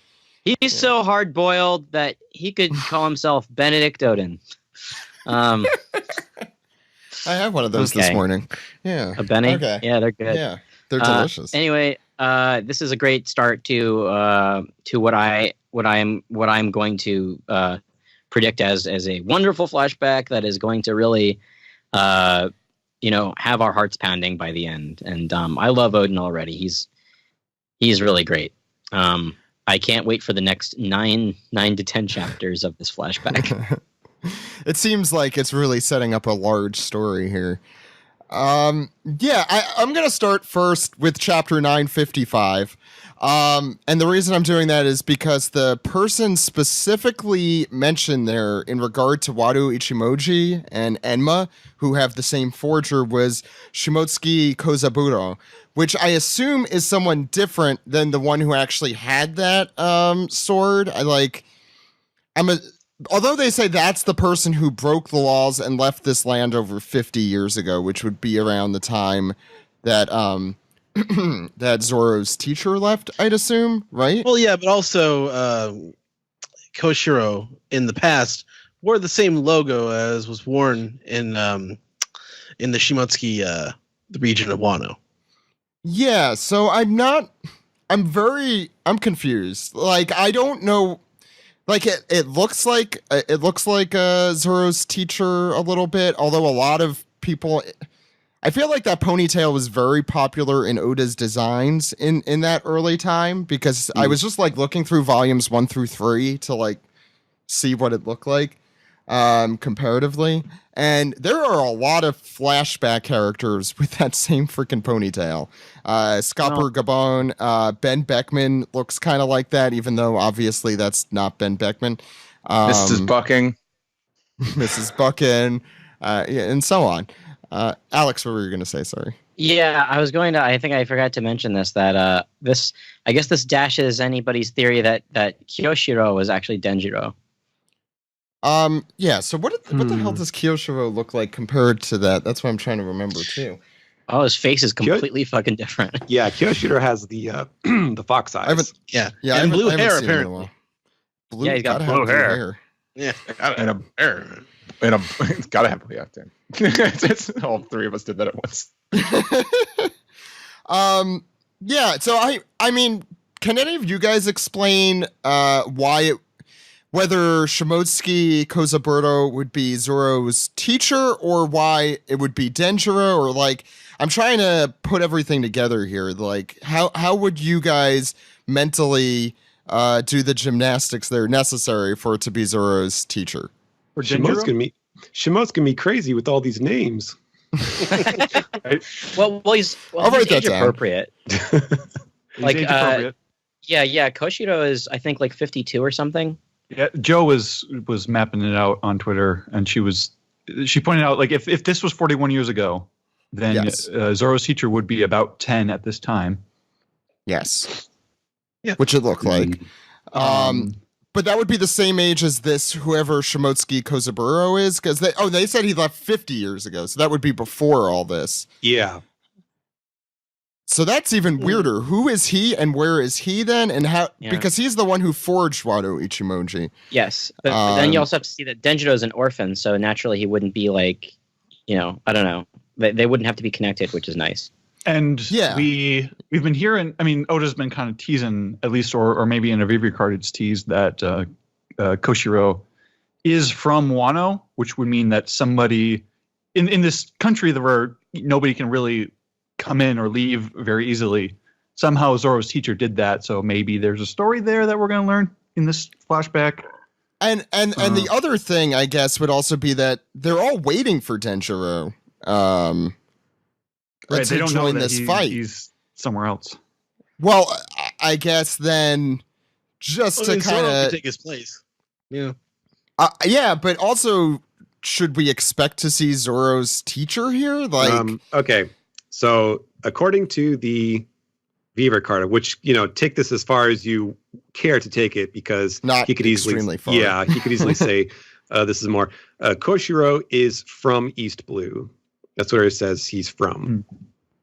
So I thought there were some other hints that on there or something that like imply, he came from some place you might be aware of. I think the implication was that he, at least as far as we were initially supposed to understand it with the Kozaburo stuff, is that he was a descendant of the group that left and founded Shimotsuki Village. And then my big question is, if this turns out to be Zoro's teacher, what? So Zoro's teacher, controversial figure, because he was the one who told Kuina that she couldn't be a strong swordswoman because men grow up to be stronger. Like, what if there's a scene where, like, in this flashback, we have Denjiro and we have Kiku in the same place together? And Denjiro says something shitty, but you've got Kiku just like standing like right there, like, "Hey, come on, man." I don't know how Oda would write that, but I don't know. I'm legitimately like torn about whether or not it is him. I mean, we're kind of doing the thing that we always make fun of people for doing and saying they have the same hairstyle. I mean, I understand there's more going for them here, but I mean, other than maybe the hairstyle, go ahead. I do appreciate Zach calling us out on that, the irony. But I think this has been speculated for the longest time. Zoro's teacher has some connection with Wano, so I think we've been chewing at the bit. So I've been saying that for years. This Sunach thing is what pushes it over the edge for me. Yes. And also, more importantly, they have the same nose. Here's something mysterious. They have the same glasses. No, This is well, also kind of. The one sunglasses, one's regular. from the Vivre card. So you know how all of the samurai in Wano are like 9 feet tall? Koshiro is only 1.1 Luffy's in height. So he's barely taller than Luffy. Yeah. Well, he's short here, but he's also young here. Maybe during the harem wars he like blew out his shins or something. Or... he lost a nut. During the didn't have a hormone. If only he had that Kinemon thing to go over that. I mean, I would also say the height thing is like almost suspicious to me. Like, why the hell are they all so tall? I feel like there's something. They drink their milk. Milk. There might be something more to that. Is all I'm saying. Anyway, I'm going to talk. Yeah, go ahead. Do you think Doflamingo is from Wano? I'm not saying. I'm not saying. I'm just saying Caesar's been studying something for Big Mom. Well, I mean so like compared to even like Suru in this, it's hard to tell, but they look around this. They look like pretty close in height here, Kinemon and Suru. I understand he's younger, but it's like kind of weird how gigantic they are. And they make a specific point about Kinemon on several occasions as to his height, including when he first meets Brook and how huge they both are. Although I guess, then I don't know. That's not even like people of Wano come in all sizes. I think that's just general One Piece. Like, some people are just really tall. Yeah, and Koshiro being from the before tall was just a design quirk. Yeah, that's maybe part of it too. Anyway, I want to talk about the chapter. Reading it the first time, to quote Stephen here, it is an extremely dense, wordy chapter, which made it hard to read, I thought, the first time. It's been a really long time since I've like thought, I really need to do a podcast to like fully get this chapter, because there's so much shit going on. And it's like all with like, it's a new setting, a lot of new characters. I mean, not a completely new setting, but setting as in time, and also a very different Wano. And there's a lot of exposition, which I feel like is a little beating into the ground. I mean, some of it's funny and some of it's ridiculous and all of it is over the top, but like, we get that Odin is a badass. I feel like we have been, drilling that into people's heads since the very beginning of this arc. And I feel like we didn't need as much of this chapter devoted to that. That being said, it was really cool to see all of the old characters we knew, and I really love some of the new designs, including Sukiyaki and especially his Smithers guy. I like that design. He kind of looks punkish, but also looks like old school Japanese kind of thing. Hyoguro with like the flames on his head at their full fiery form there is fun to see too. Versus the little one just on top of his head like he has now, the Butters looking thing. And yeah, Odin's hairstyle, I think we all knew that that's where that was going. We were all like, maybe not, but yeah, of course it is. Yeah, I enjoyed this chapter, but of course, again, the animals definitely stole the show here, that boar. Anyway, and they look like they're going to literally be stealing the show next week. On the next chapter. Do any of you guys have any final thoughts here? The internet works fast because I've already seen multiple memes of Odin boiling his stew like on top of Ace's body and various other characters. Oh, where can I see this? Where? Oh my God! Did Jill make it? No, it was on forums. Guys, Ace is dead. The next chapter comes out November 1st. Is that not next week? Is that the week after? When is No, that? that's Friday. Oh, that's Friday. They better hurry up. Next Monday, I think. Yeah. Okay. I think we're still going to be out our normal time on November 3rd, as far as I know. So yeah, you'll have 2 days to digest this chapter between then and our podcast. Yeah, it really does change how we do the podcast with only having like 3 hours. We used to have more time before reading and recording. A little more. Yeah. So yeah, we'll be a lot more prepared, I guess. Yeah, I definitely miss a lot more going into things. You'll hear me on the show being like, oh, I didn't see that thing. So yeah, the next chapter comes out Friday. Thank you guys for pointing that out. And we'll be back with the manga recap on November 3rd. But we have more segments to do. Let's get into that. Do. Yeah. And the recap. Yay.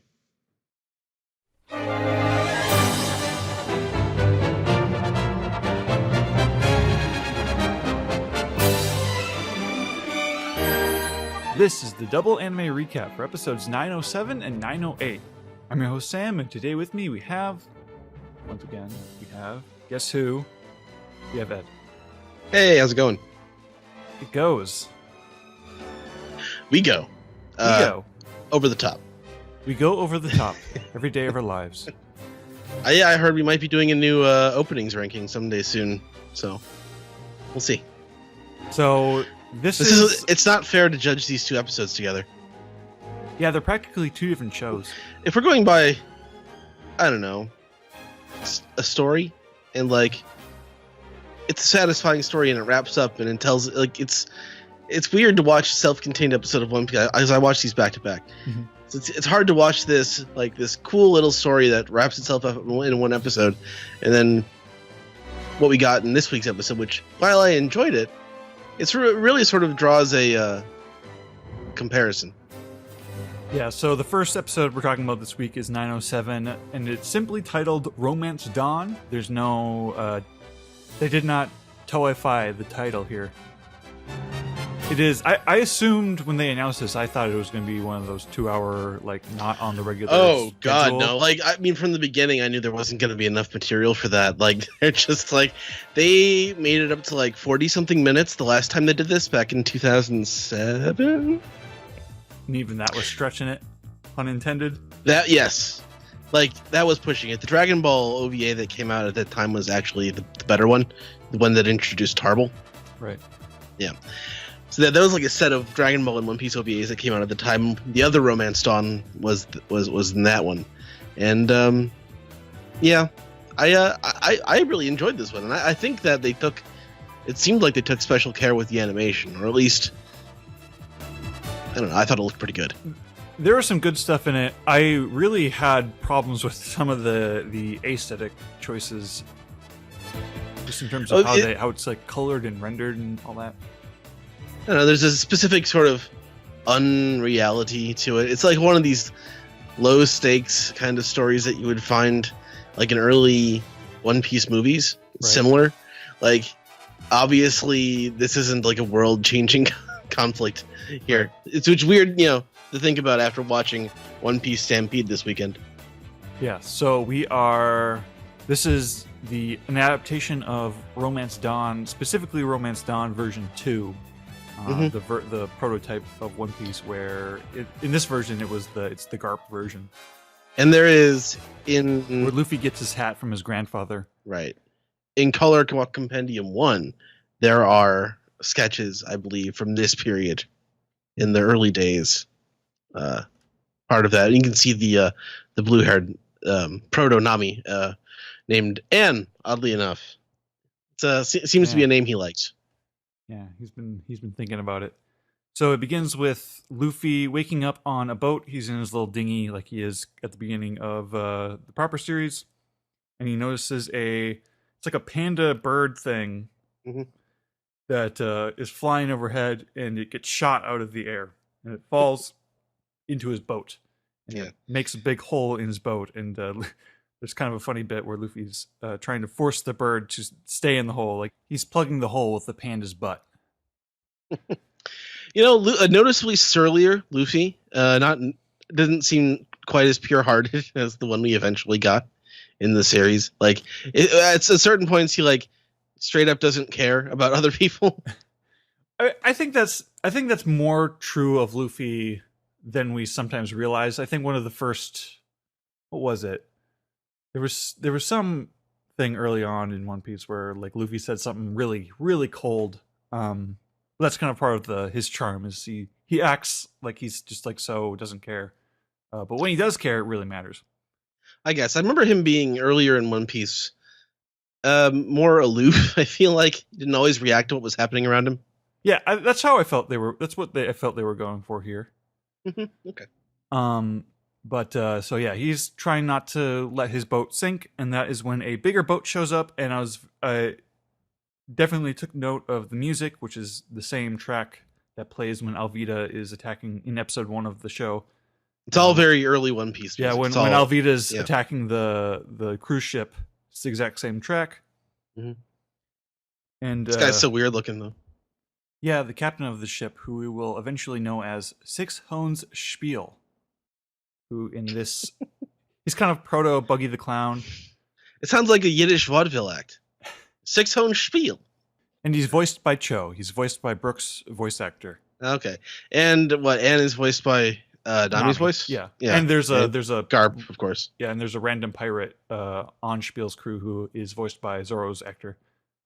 I did not pick up on that. So yeah, this is when we meet Anne and Balloon. So the pirate ship shows up. They see that Luffy's got the bird that they're looking for, that they shot out of the air. And so now they've brought Luffy and the bird on board, and the bird's in a cage. And Luffy is meeting Anne, the blue-haired Nami, who is tied up against the mast of the ship. And it's very reminiscent of the early Buggy arc in a few scenes. It's kind of like a Alvida and Buggy, the Alvida chapter and the Buggy arc kind of rolled up together. I mean, you can directly see, like, Oda didn't come up with that many more new ideas before he started the series, I don't think. Yeah, he was like, just sort of ironing things out and trying things from a few different angles, but he had a lot of the basic ideas in mind already. Like the first 10 chapters, pretty much. So, yeah. Luffy meets Spiel. Spiel's full design is kind of obscured up until this point when Luffy comments, "You know what? Your head's kind of dumb looking." And then we get to see his head, and he's like in shock because he can't believe this kid would just say that to him. Yeah, that's a natural. That's one of Oda's favorite gags. Yeah, that was the whole Foxy. That was Foxy's main bit. Alvida too.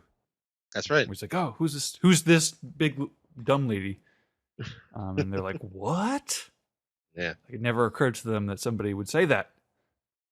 So they throw Luffy and Anne in the brig. They're in prison. They're chatting, and this is, I can't remember if this was in Romance Dawn version 1, the concept of peace mains, the good guy pirates whose whole deal is that they mess with the bad guy pirates. And Morgan ears. I don't know.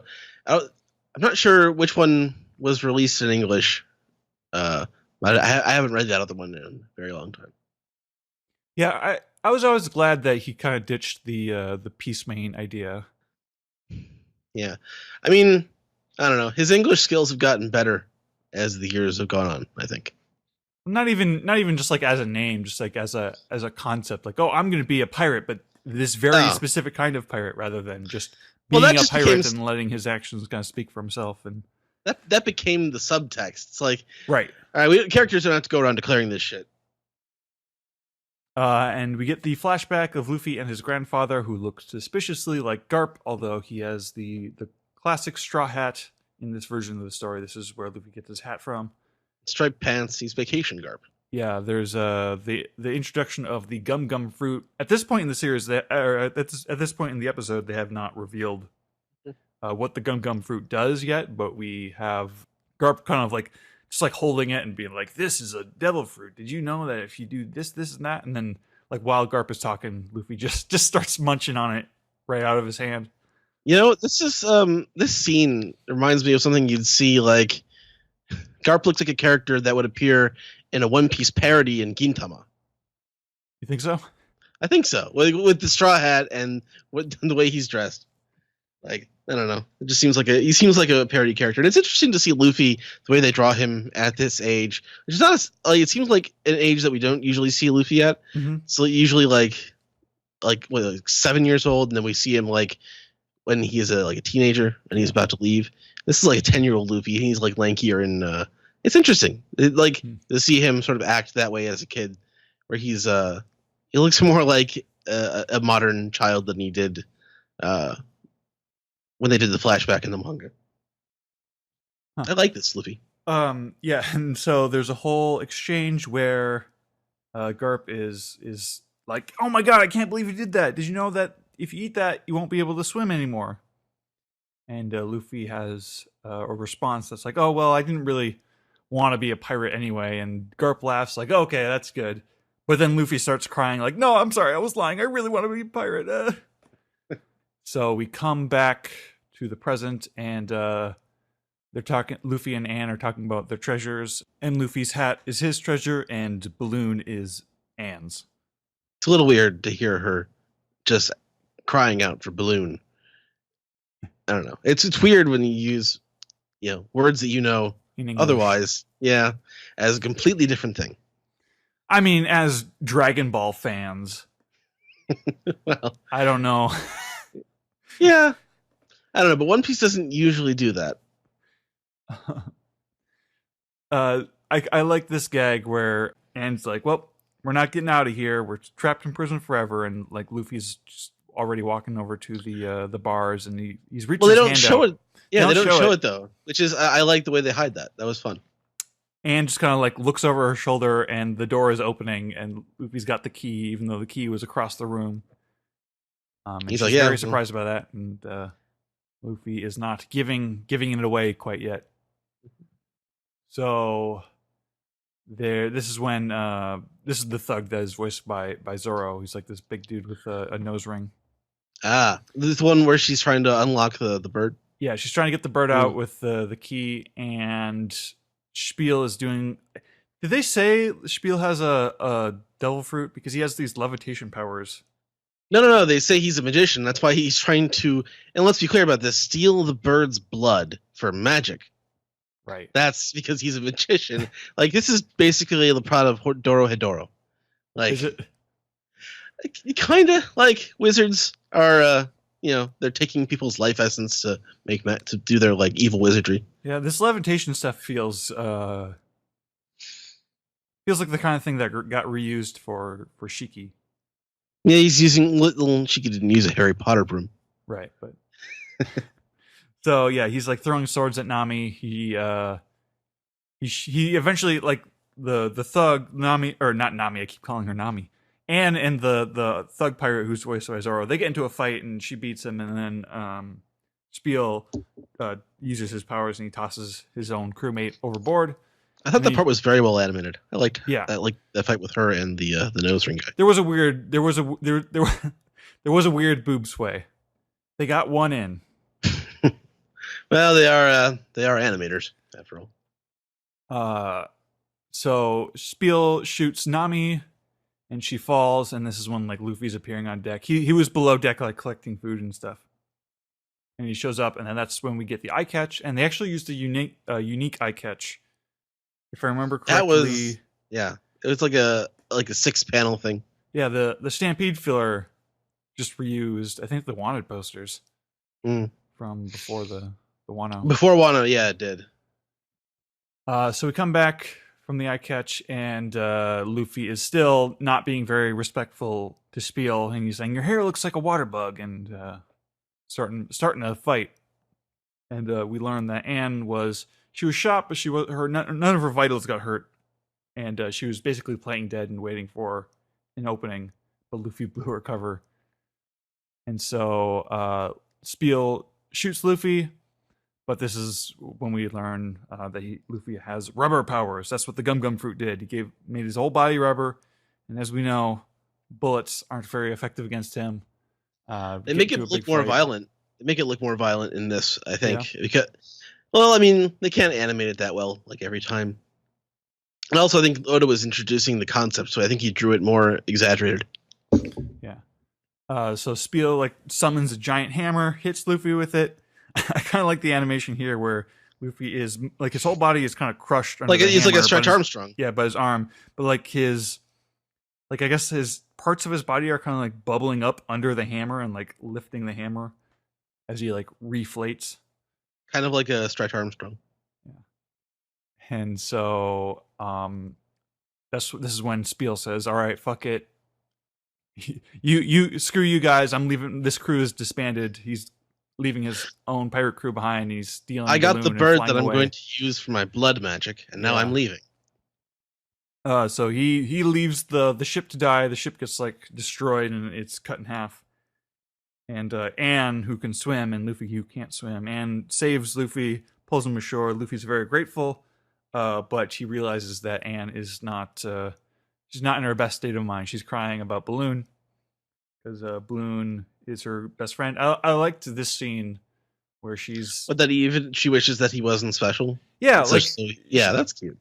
Her friend is this like super rare creature that's special that everyone wants, but that's not why she wants Balloon. You know, Balloon's just her friend, and Balloon would be her friend even if he wasn't rare and special.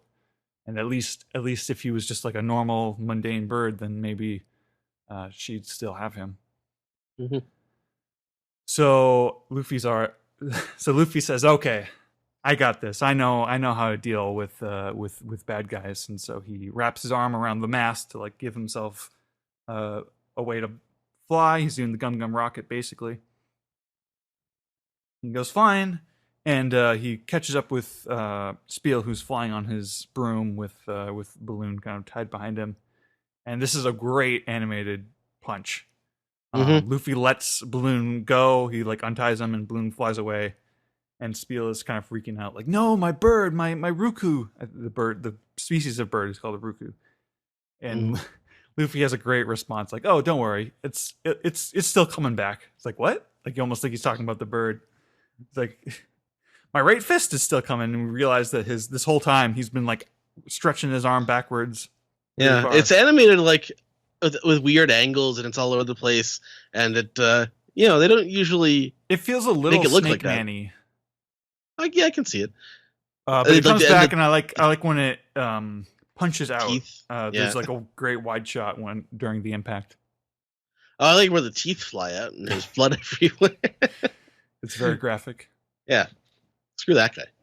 And so that's the end of that fight. But then Luffy is falling down into the ocean, and that's when Balloon comes and catches him and grabs him in his mouth like that one bird at the beginning of the Buggy arc.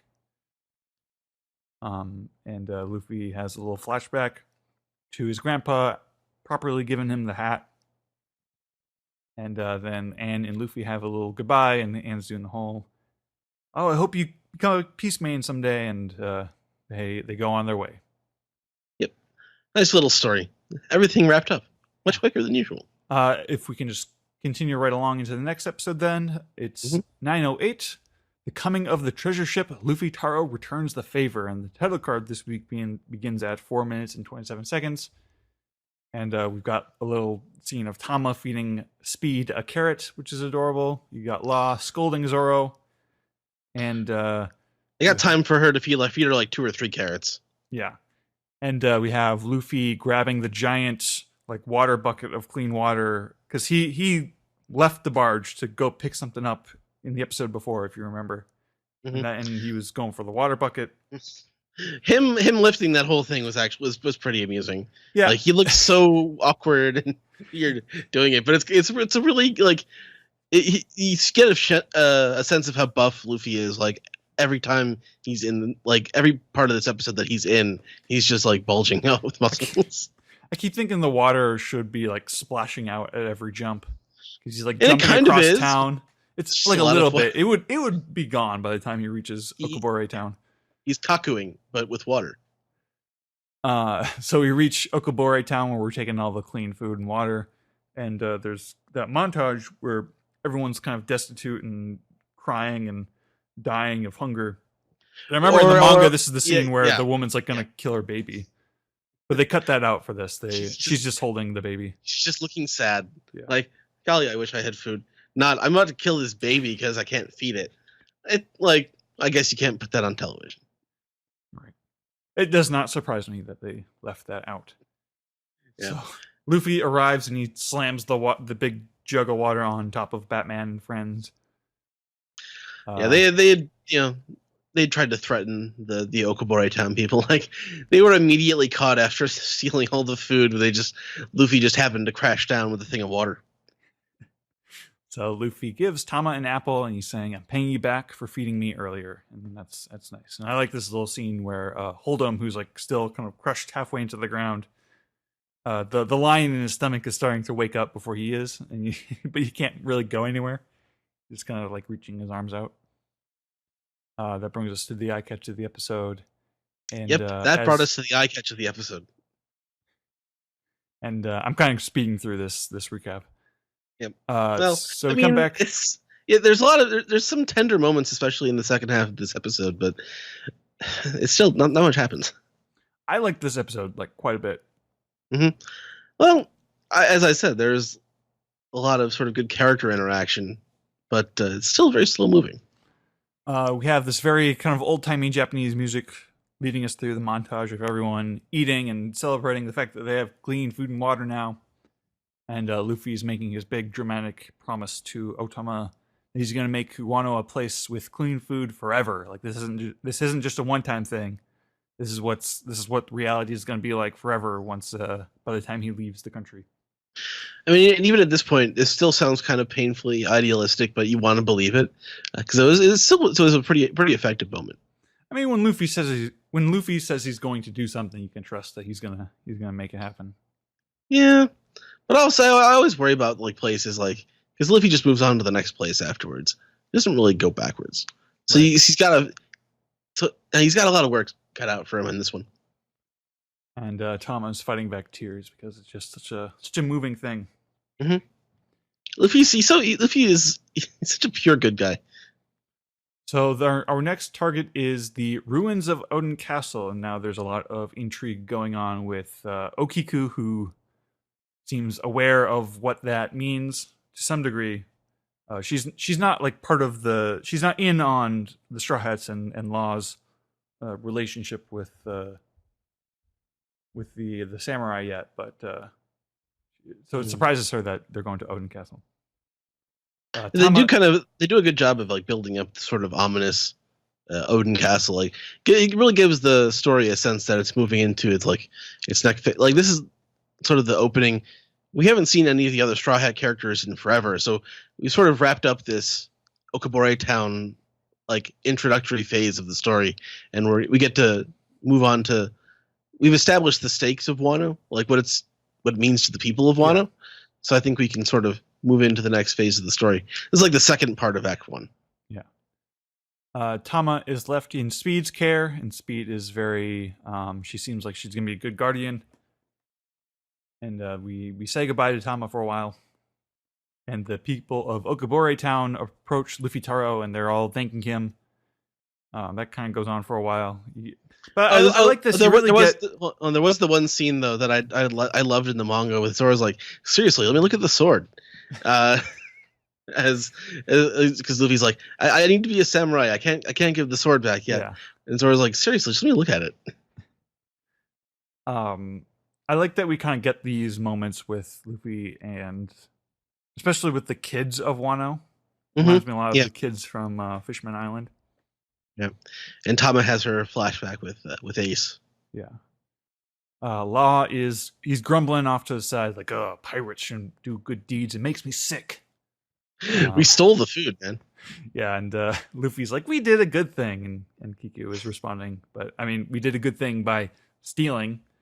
So that's something. And Kiku's tagging along to Odin Castle. We had this little exchange where Luffy is. She has very shady reasons for. She's not willing to explain much. Yeah, this episode really wants you to suspect Kiku. Luffy's like, oh, she's strong. We can trust her. And Zoro's being kind of sneaky, like, oh no, she's hiding something. And we have this little internal monologue with Kiku where, like the way she's talking, she's like she's like being nice to the crew and like kind of playing along, but on the inside she's thinking like, what are these guys up to? I should keep an eye on them. So you think? Yeah, I mean, I figured there would be some sort of goofy misunderstanding. It seemed like I had a really good sense of her at this point as like still as being like a good person. So there wouldn't be like I didn't really have a fear that she would be bad, but that there would be some sort of, miscommunication. Yeah. Sort of. Considering characters that we meet later. Yeah. There's a lot of like, is this person supposed to be trustworthy? Are they supposed to be suspicious? Is there going to be and like it's almost a red herring within a red herring where we're supposed to be suspicious of them just so we're not suspicious of like whoever is actually the person we should be suspicious of. Anyway, the cliffhanger of the episode, I like forgot that this was going to be the cliffhanger because it feels like such a dramatic reveal that we're going to the ruins of Odin Castle, and that's where Luffy will learn the true story of what's going on, and that is kind of tagged with this shot of a series of graves, and those graves include Odin, who we know is dead, but it also includes Kinemon, Momonosuke, Raizo. There's so many of these guys. What's the artist guy? Oh, Conjuro. Conjuro, there we go. Yeah. So yeah, I love the way that ran into that cliffhanger. That's some good stuff. Yeah, it's still like it's still such a great cliffhanger. Mhm. Just in general, like even when I know what the secret is, I'm still like, man, good shit. Yeah. Anyway, what are your overall thoughts on the episode? 907. I don't like how it looks for the most part. It's like in an uncanny. It doesn't quite look like One Piece. Well, I actually kind of like it because of that. It's adapting. It's well, one, there's that thing that I really hate in general is when they readapt old material, but they're using like newer looking designs. Like Luffy does not look like early Oda Luffy. He looks like modern anime Luffy, but specifically not even modern anime Luffy. He looks like right before the anime reboot modern Luffy.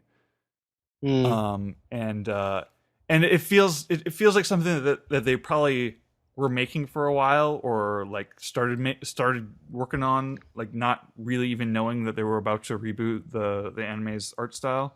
And so to make it look a little more interesting, they just slapped a bunch of Instagram filters onto it. I mean, it doesn't really look like One Piece, but I like that because I think it's supposed to be a little bit different, and it seems, I don't know, I just like the way it's off. And my biggest pet peeve is I just don't like the highlights in Luffy's eyes. Like I think that's just a big no in my opinion. Don't make Luffy's little dot pupils reflective. Huh. I didn't even notice that. Oh well. And then 908 I think is great. There was a lot more just after the last few episodes where I'm getting used to just not much happening. By comparison, this felt like a lot was happening. Yeah. Well, we got to have the party with the townspeople, even though if it's lessened in like how desperate that they get. It builds to it. I'm sorry. Yeah. No, go ahead. Oh, it works for me in the same way that some of the early Wano episodes worked, where you're just kind of sitting back and immersing yourself in the emotional atmosphere of the location. Mm-hmm. I guess I feel that more with the way that it ended, that it built to a really good ending and sort of shifting of the story. But I was checking my watch at the beginning of the episode a little bit. Yeah, and I thought the Kiku intrigue was strong. I thought it feels like they're really going for something here, something that wasn't even necessarily being communicated in the manga. But and then the cliffhanger. I just think it's a great cliffhanger. All right. Any other thoughts you want to add? I kind of talked over you a bit. Nah, I'm good. Yeah, I'm looking forward to where the Wano anime goes with its new art style into these the new part of the story. All right, sounds good. All right. Okay, we can move on.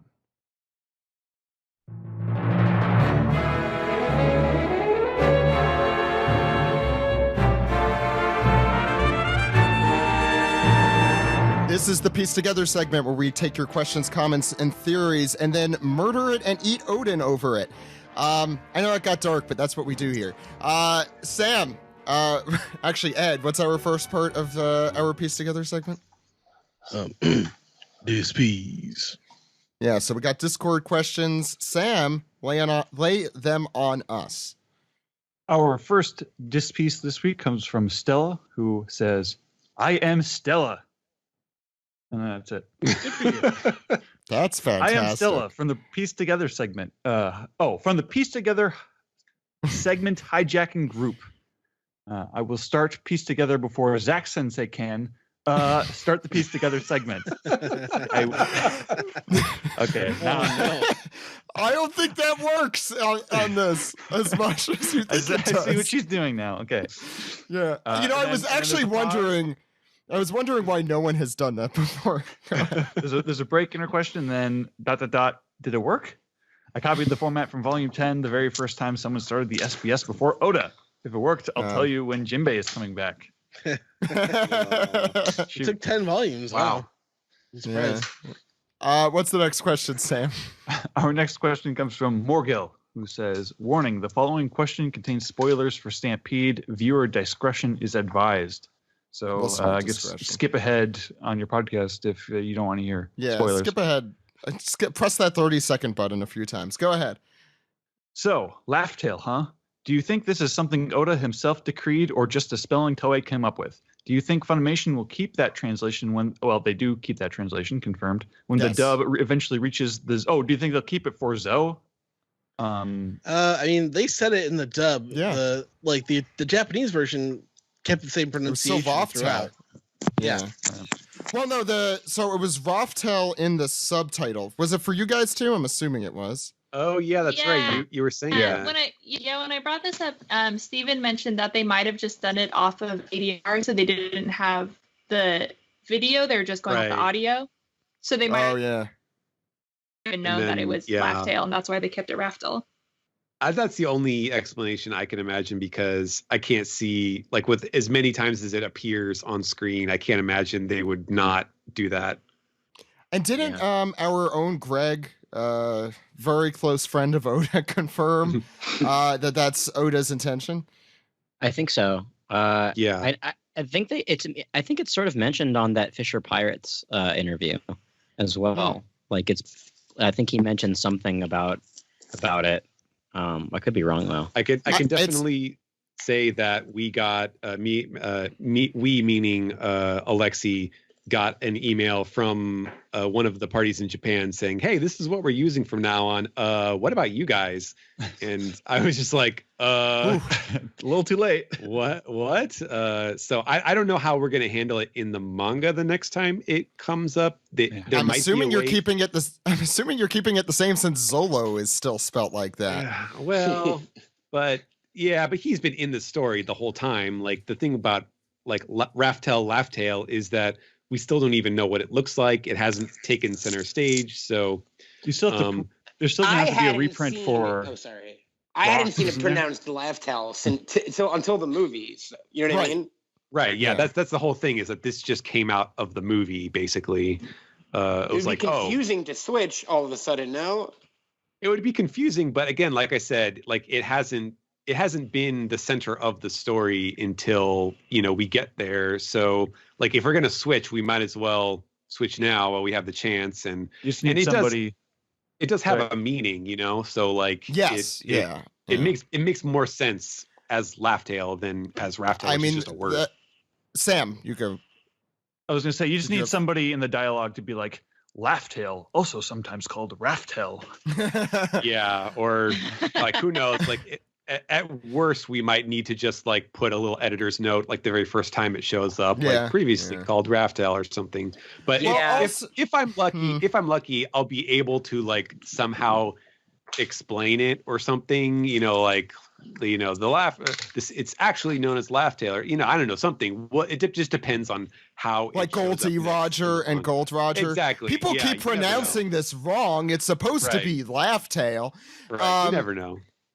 I am super curious as to why it is spelt that way. It is a very, obviously that's a lot of the lore, I guess, that we're going to find out much later. But it is a super Oda thing to call like the final thing Laughtail. Because you were there for Roger's journey. Remember all the laughs we shared? So I guess that's what the One Piece is. Does it have to do with? Oh, it's a VHS montage. Don't scare me, Sam. That does seem very in line with Oda's intention that the One Piece itself, or the adventure of One Piece, is a tale of laughter.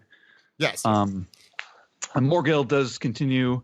He says, or will they change it back like they did with hockey between Filmzy and Sabaody? See, I don't think that one is like a. Like in Filmzy, they say like conqueror spirit, which I don't think is stepping on any toes. In the dub? Yeah, that was before they reached Sabaody in the dub. So like there wasn't that was the first time that they would have mentioned hockey if they called it hockey in the dub. Oh, interesting. Yep. Yeah. But like that's not a weird thing to call it, I don't think. I feel like the only thing that I had to explain to my friends who hadn't seen One Piece before we saw the movie was, oh yeah, by the way, this is what hockey is. Because they're going to say hockey a couple times in this movie. I say pirates, and some of them have superpowers. Which is the easiest way to describe it. And I go, and there's a reindeer who turns into a Sasquatch. Yeah, it's just weird because at one point in the movie, like Sanji steps on Smoker's smoke, and Smoker goes, "Hockey, huh?" And to a normal English speaker, you'd be thinking like he plays hockey, and that's why he's so good at kicking his ass. Well, you see, Alex, hockey is what gave a pirate his strength. Yes, there's a layer in there that I'm. Yep. Okay, Sam. Morgan has a lot more to say. And what about Viz? Hopefully Steven is on this week to answer this, which he has. Will they change it like with Rocks/Rocks? That's another one. Like that. Will that get like a reprint? The one volume that has Rocks ROX? No, I don't know. It might. It might go into. I don't know how they handle that sort of stuff. Like it might go into a little like database of like, okay, next time we do a reprint of this, just update this page or whatever. But it's not something that's big enough to like stop the presses and change. Yeah, that's Stop what the presses. Can I? I just want to add one thing. It's a thought I had. It's a little bit off topic, but it's something that Steven said maybe so like earlier when in the intro. It's really cool that they're using a lot of terminology that Steven has come up with in the translation for the manga. The only thing I'm worried about now is Funimation following that. Is despite already dubbing the arc with episode of Skypiea, I kind of hope they don't like open the volumes again and be like, oh, well, he's called a kami, so that's what we're going to call him in the dub. Nah, they know what kami means. Only because I'm not sure. I think Funimation subs were different on Funimation Now, but of course the subs on Crunchyroll for episode Skypiea, it was all those Viz terminologies. Kami. Oh, that's vassal. right. The Crunchyroll, the episode of Skypiea on Crunchyroll says kami. Yeah. Forgot about that. I'm not familiar with the Funimation Now version. I don't know if it said God and all that. No, they should not. That's right. You have to be careful. You have to check the translator. If it's not Stephen Paul, Whispering the rest. Yeah. And then Reverie, Levelly, Marie Joa, all that stuff. Levelly is BS, right? I mean, hey, let me Levelly here. All right. It's not a good. We're putting our foot down. No Levelly. Maybe that one. Levelly. Yeah. No.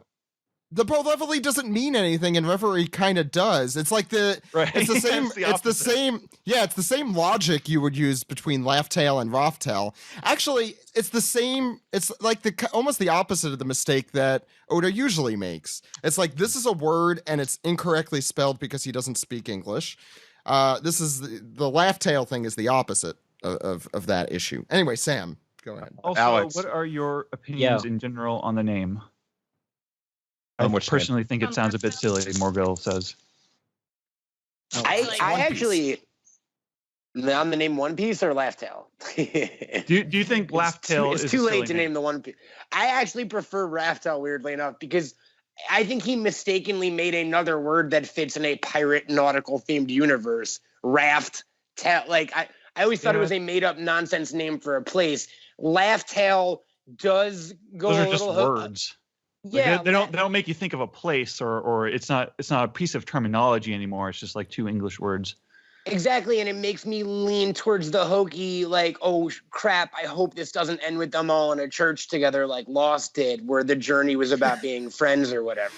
You know what I mean? No, the journey has like a really dark ending. Like that's where the laughter ended for the Roger Pirates, because then they all fucking killed each other. You know what I mean? Okay. I definitely don't want to go to the island where the music died. Matt, maybe the One Piece is that you realize we should have all went to church together.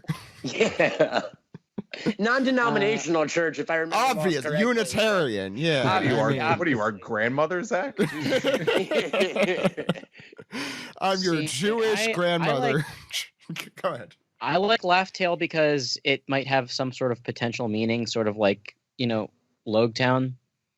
Right. At some point, might have a deeper meaning. Laugh Tale. Greg's talked about it and suggested that maybe it's similar to like Skypiea, like it's like this kind of imaginary folktale place that people laugh at you if you believe in it. Yeah, I was going to bring that up because if you translate Laugh Tale into Japanese, it would be Waraibanashi, which means like like a story that you laugh at or that you laugh about or something like that. It's more of like a mocking term, kind of. Oh, like mocking, Like Mocktown. like Jaya. Yeah. Yeah, Mocktown.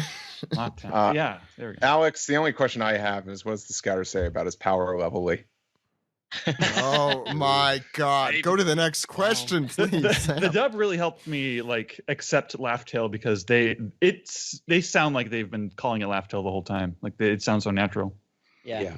And then just to finish up Morgul's like paragraph. Okay, there's the actual spoilery part of Stampede that I think we can just sidestep. And then he says, anyway, aside from all that, the movie was amazing as shit. I can't wait for the Blu-ray so I can freeze frame on all the crowd shots. Yeah. I'm very excited. There's going to be Yeah, go ahead. There's going to be freeze frame parties. I was gonna think say. people are going to gather. Come to my and house. No, you won't go out of your way to a theater. I'm not traveling. I'm not going to Minnesota. The mountain goes to Muhammad. That's all I'm saying. Okay. What is? Do we have another Discord? Yes, we have one final this piece, which comes from Grim, and he says, "I've got 3 words for you: bad." And he's doing the clap emojis. Bad boy, Kinemon. And I couldn't help reading his lines in Snake's voice. Yeah. I'm curious about the connection there. Also, the reveal of Odin, we finally get the Florida man of the One Piece universe. Oh my Florida God! man redirects river into town, causes mass flooding. Oh my God! Mass funeral to eat Oh meal on my the corpse. God. Zach, is it too late to change the title? No, ask Maddie. Florida man creates secret harem in mountains, fights husbands Florida Odin fathers man. of missing women. Guano Man. Yeah, I was gonna joke about the virgin husbands versus the Chad Odin, but Oh. Oh God. Oh boy. I broke Sam. I mean- Sorry, guys. Yeah. Is that the last question, Sam? That was the Yes. last one. That was While Sam is breaking, Steven, what do we have on This is Reddit? a good podcast this week. I like it. Yeah. Don't speak all too right. soon, you'll jinx it. It's all downhill from here, guys. yeah, I'm gonna get it's- into strict politics. Late already. I want you to know my thoughts on why I don't like Robin. We're gonna get into my what bounties and why I don't give a shit. Let's go there. No, I'm kidding. I'll save All that right. for my private DMs. What to did you you just say all. about Robin? I know. It's so long. I mention it every time I'm on the show because I want to start some kind of discourse, but we don't need to get into it right now. She's my least favorite Straw Hat, but whatever. The Steven. discourse is your It's a heel. opinion is different from other people's opinion. That's it.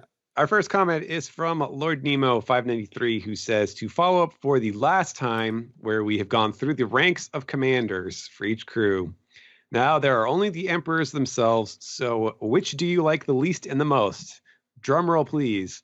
Oh God. Gaimon, Condoriano from the G8 filler arc, Oh my God. Buggy, Batman, the man from Wano, and the farmer with a shotgun. I got the correct list, right? Those are the characters closest to becoming the new Pirate King, right? Oh.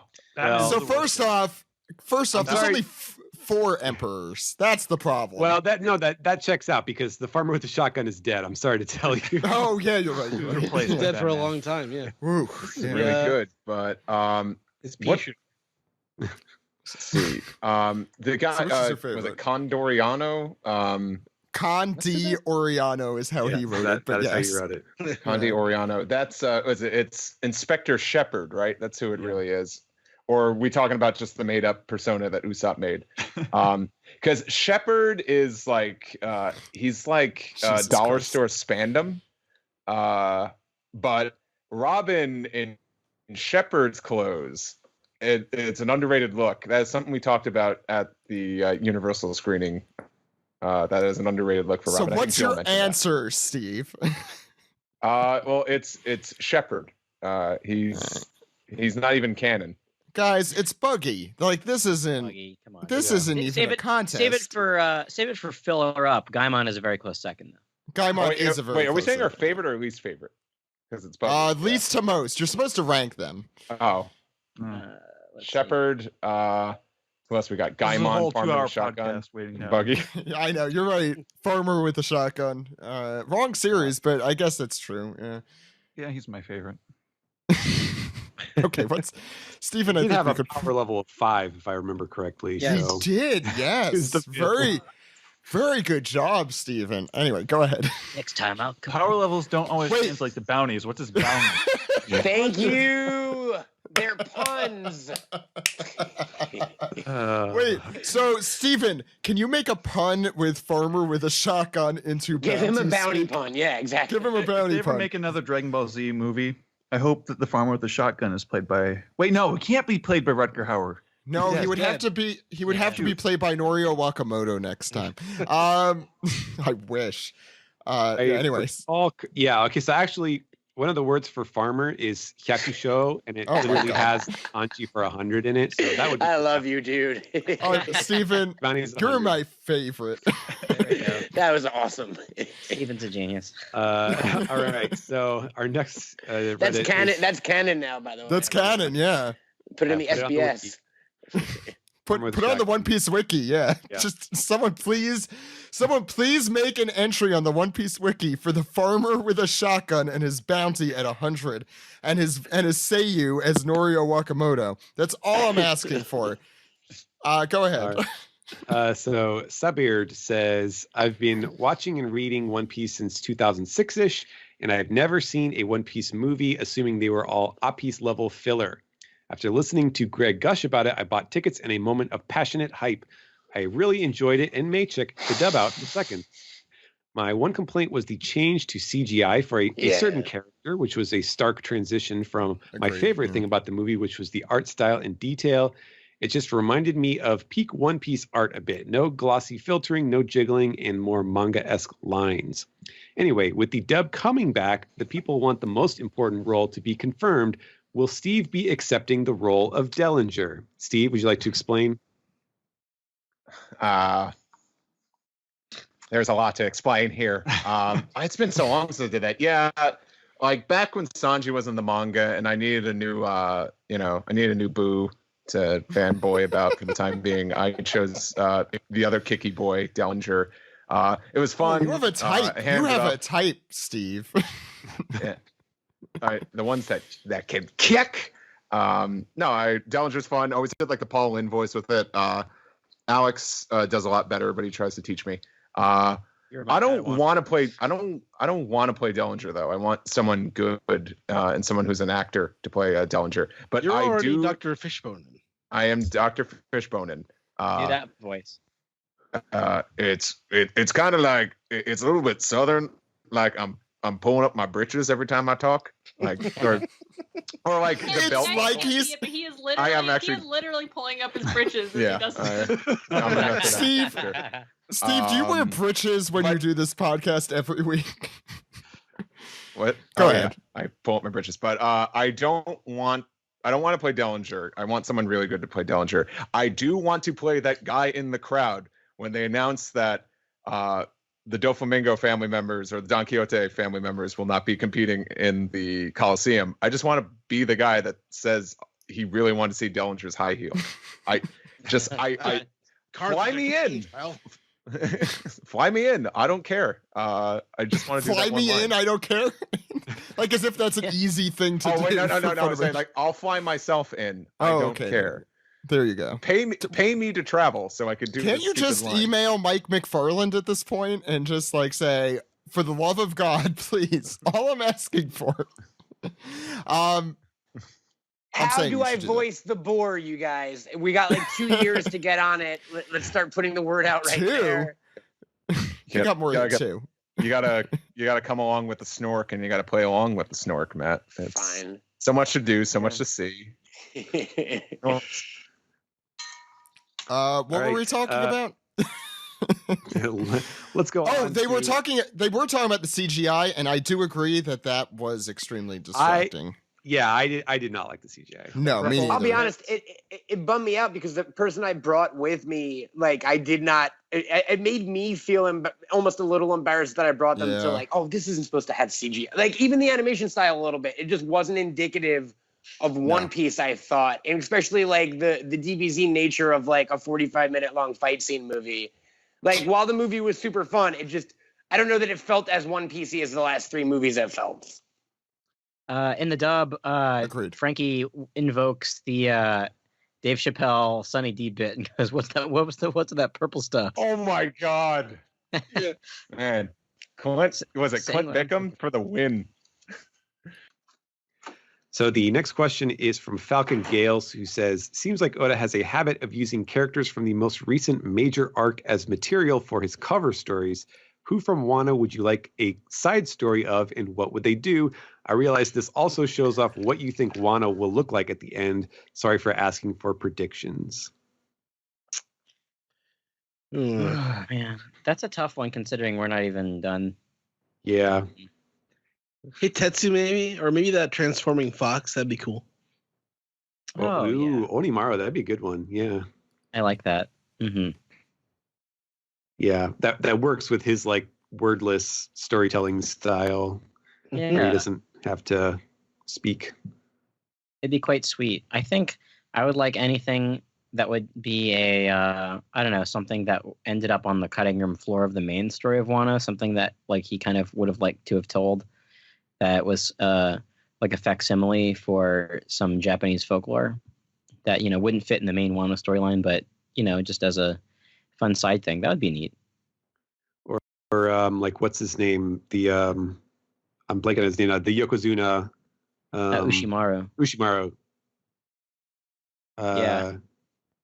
Was it Ushimaru or was that a different character? I think it is right. No, I think it's right. Yeah, there's a lot of Marus Yeah. and Oros And O's and in this arc. Yeah, it would be Ushimaru's quest to become Yokozuna again. Right. And he has to go and basically sumo everybody in Wano. Ushimaru, is that like with 3 U's? And... Ushimaru. Urashima, that's what it was. Oh, I knew it was Urashima. Ushimaru. And who's Ushimaru? Nobody.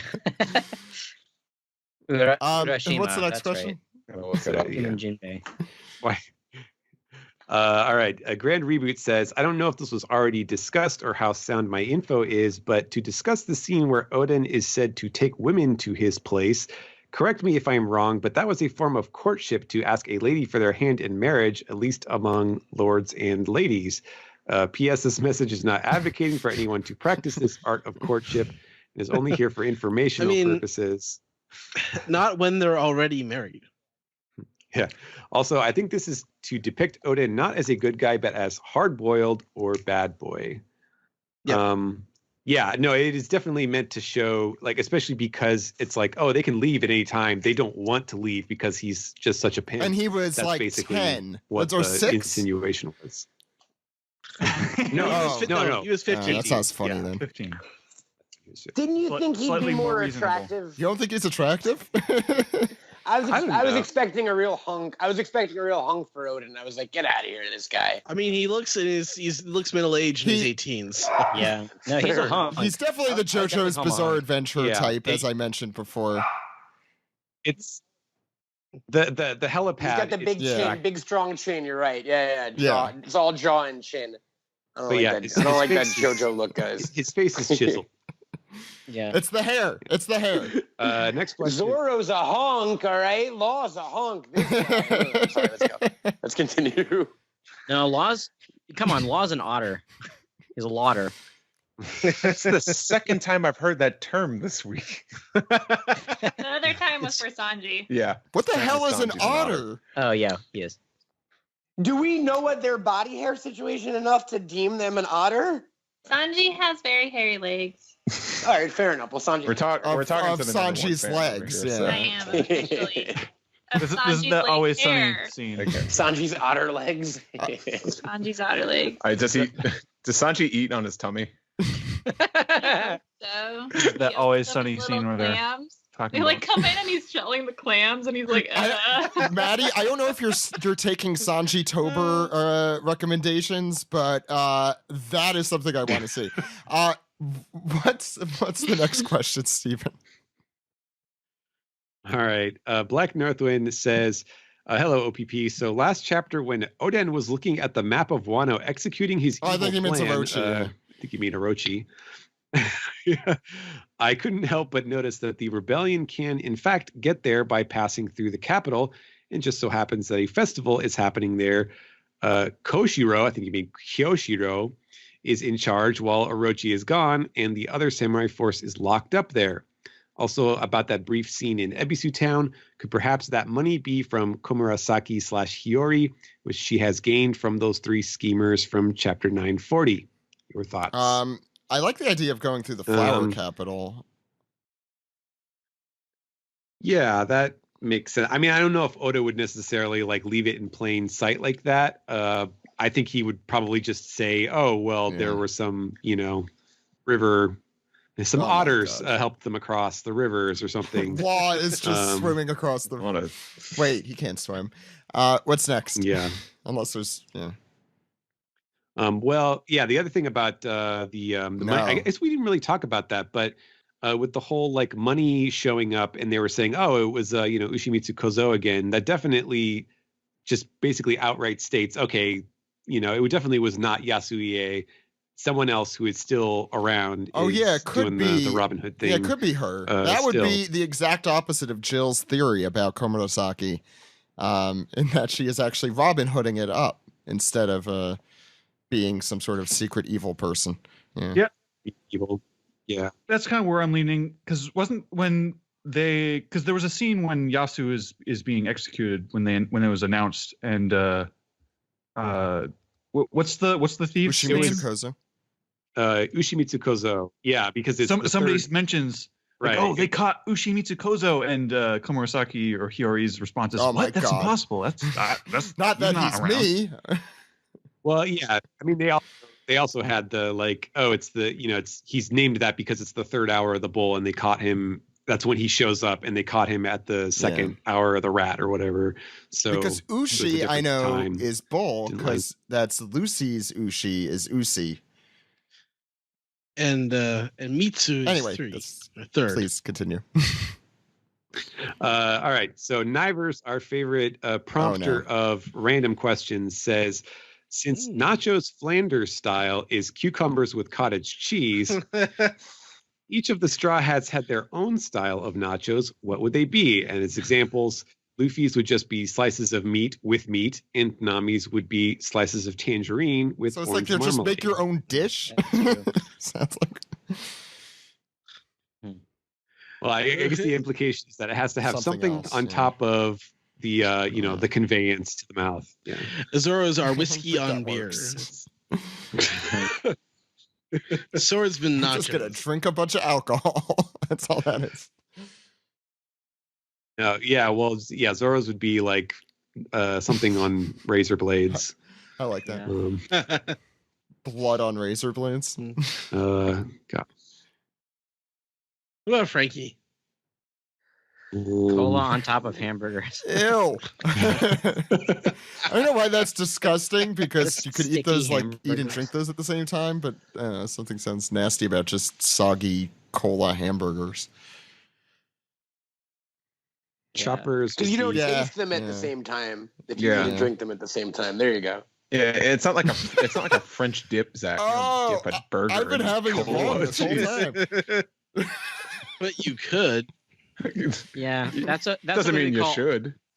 Soup or asu as an super. I don't know. Fuck. Does Jinbei eat fish? Would his thing be fish? But then I just realized, what if fish? They do eat fish, I think. Fish?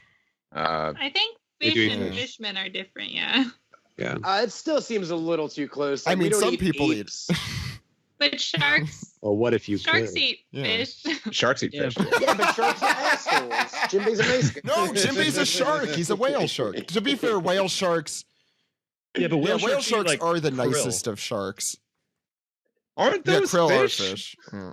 They are fish. Oh, you're right. They're shrimp. Whale sharks are fish. Yeah. Because they're fish. They're huge. Not whales. Like they open their mouth in the ocean. Like everything's gonna get in there. Whale sharks are awesome. Fish in there, so no, but they're called whale sharks, I believe, because they are as large as many whales. They're the largest fish. Period. Yes, but they are friendly. Too, they are, I think, though, just like Jinbei, right? Yeah. They don't... like Jinbei. It all came back. Sanji. Sanji style nachos are like cigarettes. Oh. Just a big They're bowl of just Yeah, really yeah. good nachos. I think Yeah, Sanji that's would true. like Cigarette Sanji would butts make and blue guacamole. cigarette butts over blue chew. Ew. Sorry. God. No, yeah. You guys. Sanji's nachos would have been perfected to the point where they're not soggy. He like layers them up like properly and puts them in the Yeah, oven. and I'm pretty It's sure like- he would make like Every nacho is like perfect. Like you have all the stuff on each Yeah. nacho. he'd make Yeah. fresh guacamole at your With, table. like, brie cheese or something crazy like that. He's super. Okay, can we please gourmet. move on to the next segment before I eat a bunch of nachos? All right, last one on Reddit is from Quick Password, who says, "Salutations, everybody. With the news, the dub is continuing with I wish. Pink Hazard. Are there any specific scenes you can't wait to hear in the dub? Hearing Law's new age speech from Matt Mercer is one of my most anticipated moments." I'm looking forward to Truce Ruza. I want no, I want. Oh yeah. Yeah, I'm curious. I'm Well, looking forward to the moment where Zoro grabs Sanji in Nami's body's hand, and Brooke is like, "Ah." That is specific. oh, I'm looking Um, forward Yes. to all Yeah. Caesar Yeah. Clown. That's the right Yeah. answer. wait, I forget if in the anime do they switch No, the they voices don't. too, or is They it? don't.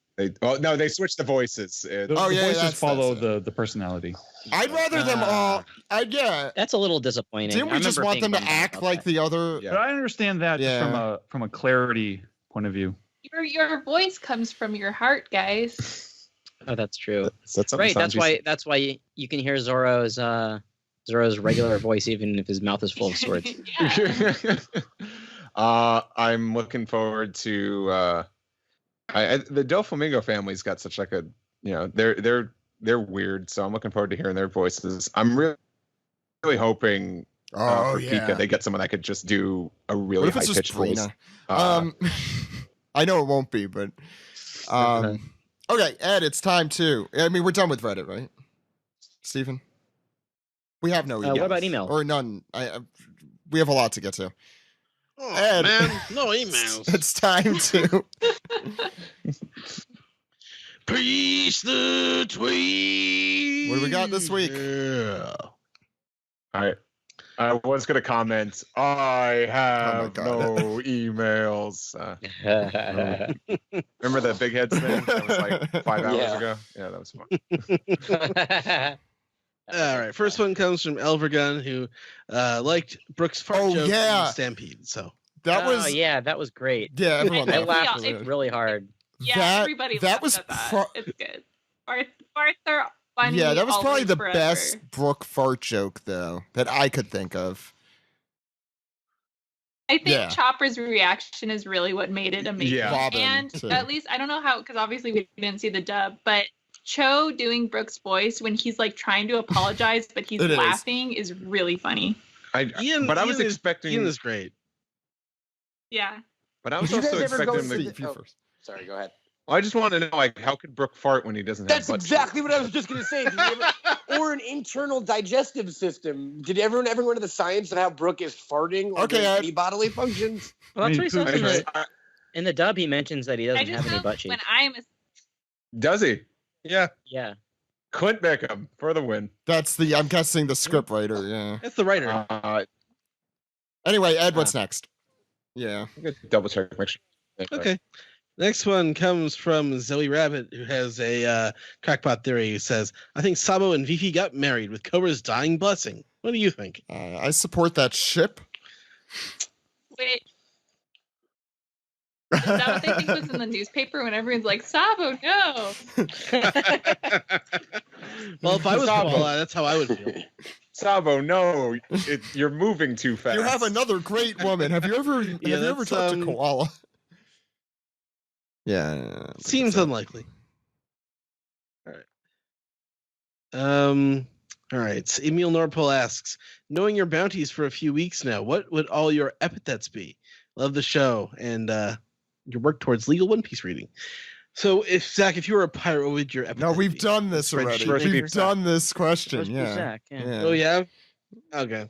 Guys, All right. stop repeating that. He is roast beef Zach. Yeah, Everyone roast shut beef up. Zach.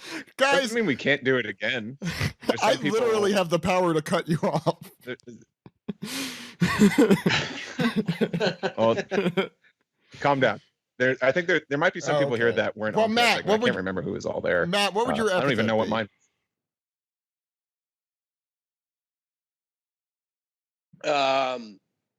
The bong hit kid. All right. Seems to have went over well in this room. I'll take it. What would be your catchphrase in One Piece? Would be "Do it with a bong."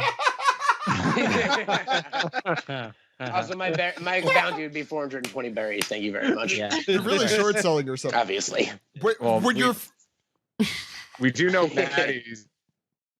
Maddie's is Sanji's Blade hair, number one Blade fan. hair '1 Yeah, she- fan. That's my official title for everything. I don't remember It what is. mine was. Sanji's Mine just cool, like Steve. calls Falling you. out on The Yeah. guy.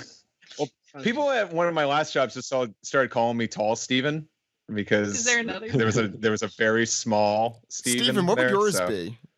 you know, Steven. just Did they call him Small Steven or just Steven? I hope they started calling him Small Steven. At Well, least no, it'd that's be the on Bob's fair. Burgers Yeah, thing. yeah. What is it? The tiny and regular size Rudy and tiny Rudy. Steven, what's yours? Oh man. I don't know. Translator Source Special is such guest. a yeah. Yeah. Special That's guest. it. Special guest. I think Translator Source is such a good, name as well. Someone they said like told them to make National that a pirate name. Treasure or something that like does that. What kinda- was it? What was the? I That was from another. Oh, is that from another episode? I actually, it's funny that special guest is a thing because I've always thought like if I had a band, I would call it special guests so that way it's on every flyer as special guest. It's just call it movie history. I'm making movie history. What's it about? Okay, what's What are you gonna next? call it? Ed. Okay. Our very own Brian Newton writes in Dark King Zoro on Twitter. He says, Kozuki Odin died as he lived, boiling. Comparing my life to his makes me realize I've done nothing with it. I've yet to demolish a bear with a boulder. Brian feeling some Brian, inadequacy right you now. got to get out more. That's the problem. What's the next question? Saeed Hey man, some Abdu- people are late bloomers. Paul Giamatti didn't kill his first bear with a boulder until he was like 45. So. You see, I'm not in LA, Get it out but I'm there, guys. assuming that's how you know Never you've give made it in LA. Yeah, exactly. All right. Saeed Abdu says, do you guys think that the three guys who were at Miss Sewer's tea house are Bingo, Bungo, and Bongo? I love how they're kind of the gag characters. that Oh my something God, bad they always could happens be. to them. I have to look back at those designs though, but that would be very funny. Thought I would have recognized them, but yeah, that would be funny. What's next? Yeah. Mm. Yeah. You never forget a Oh yeah, one unibrow. of them had a unibrow. Like Yeah. probably not. Yeah.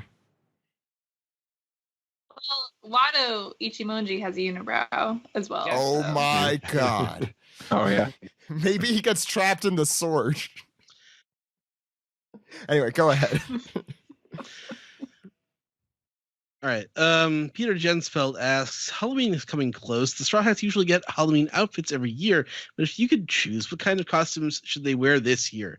Although we did already get the official One Piece Halloween costumes. So we got Oh, Wolf yeah, Boy Wolf Boy Sanji Sanji. from a few weeks ago. Yeah. That's the only I one. already I have remember. had all my drinks. Maddie, do you like that? I'm good. Go ahead. I want the Straw Hats dressing as Pokemon dressed as other Pokemon. That's a hat. That's on a very hat. specific. Wow. That's what I want this year. Can Luffy just dress up as like a vampire or something again, just so Alex could do his Vincent Price voice? Excuse me, did somebody say my name? I'm afraid I've arisen from the grave because you said my name one time. Okay, what's next? Then? All right, Nerver Sprout says All that Odin's got some strong protagonist vibes. Seeing how impressive he is makes me all the more excited to meet Toki. She must have been really special for Odin to fall for her. That's true. Mm-hmm. Yeah. All right. Mo McDonald says, since we have such a huge cast for Wano, do you think we might end up with a bunch of characters attacking Kaido, kind of like some of the fights Possible. in Stampede? I think that's except with less I hope so. CGI. That's pretty like that's. It's hard to do. In Well, form. there's always the future. Yeah, what's next? Mo also asks, favorite One Zed. Piece movie character? Ooh. Yeah, it's got to be Zed. Yeah. That's I almost want to say Shiki's great. Shiki, but only because of the dub. I would say that for oh god, who is the villain of Gold? Tesoro in the dub. Very good. Yeah, I'm a big Tesoro fan, but nothing could beat like Golden Lion Shiki dressed in Japanese clothing. Yeah, that's from pretty the Caribbean. great. Yeah, that's great. It's I love amazing. that. Unironically, yeah. All right, So as I was going through like different One Piece movie characters in my brain, and it's really hard to pick a really good One Piece movie character before Strong World.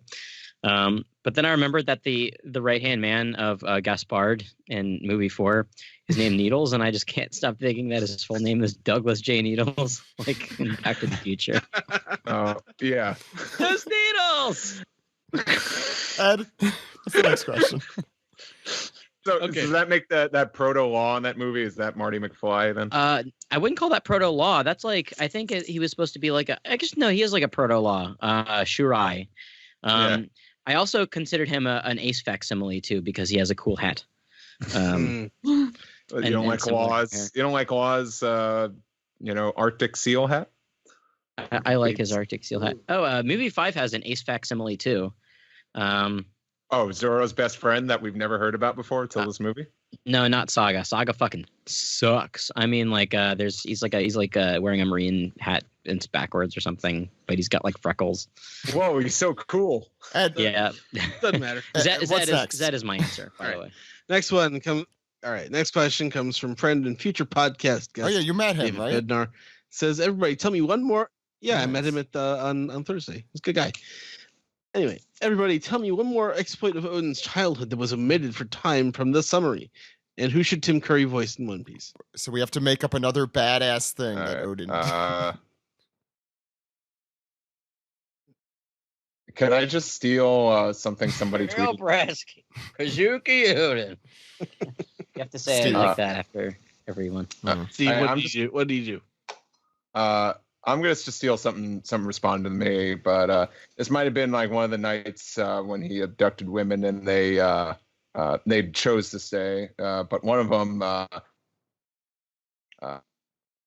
had his trouser snake tonsil deep when heroin crazed Silver's Rayleigh burst into his trailer and punched him right in the solar Solar plexus. Wow. That's from Alright. Noel.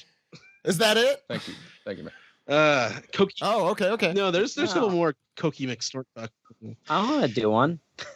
Do one, Go Alex. for it, Alex. Can Tim Curry be Odin? Yeah, sure. When Kozuki Odin was 5.5 years old, he took a bulldozer and took the engine out and said, "Look what I can do!" And he plowed 17 fields by taking that bulldozer and plowing it with his teeth.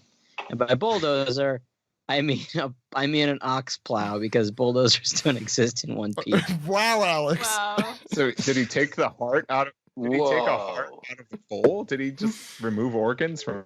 Okay, He did. Ed. He did. to- Disembowel the bull? All right. Sorry for not getting to everyone's question, but I'm going to finish it off with this. Oh, we didn't even it's pick a Tim Odin. Curry It's fine. I thing. mean, is Ivankov too Ivankov, obvious? yeah. I can only think of past characters. Like Ivankov is the most obvious, but I could I can't help but think of Eneru because he's escaping to the only place that hasn't been corrupted by capitalism. Spice. Spice. I don't know. I think that I think that he should voice Sengoku's pet gorilla. What's the last question, Ed? Gorilla. Okay. Ow. The last one comes from Donnie T, who says, "So now that we're officially in a flashback, who are some One Piece characters you wish got flashbacks? They don't have to be Straw Hats, and they can be as ridiculous as you want." Beppo! The Unluckies going along that same line there. I mean, the Unluckies have been dead for 15 years at this point. I've moved on, but I would love to know how the Vulture. Right, that's what I mean. became Yeah, assassins. They're alive. Hey, and Matt, I just want to let you know they are alive. What do you mean? I thought Zoro snapped their necks. That was Sanji. Excuse me. Thank you. but- All right, it's been a long time. I knew someone snapped their necks. Are they No, still they're alive the- canonically? People have Yeah, survived like a worse literal than One Piece. explosion. Where are They're in the the cover Unluckies? story. They're in the Baroque Yeah. Works cover story. Yeah. Yeah. Oh yeah. They I'm so happy you guys. they become snitches. Hina bribes them, and they With Odin, actually. yeah, and they was it not who's the otter again? That's Mr. 13. Mr. He's the one that draws. Yeah. He oh no, wait, I don't know. They draw out all the members of Baroque Works, so that's how they know who to look for when they start hunting them down. So yeah, they're alive. This is awesome. Well, at first I thought Zoro murdered them, but then I found out Sanji murdered them, and now I know they're alive. This is the best day ever. All right, we don't need backstories for them anymore, guys. Well, I vote Kaku, of course, because how did he become little, adorable, boat-loving kid and then somehow an assassin? I just More wanna- Enru backstory. Yeah, that's a good one. Yeah. Anyone else? Yeah, is that it? All right. Oh, Perona. Crocodile. Yeah. Oh, crocodile is the definite. Oh, I'm sorry, 100%.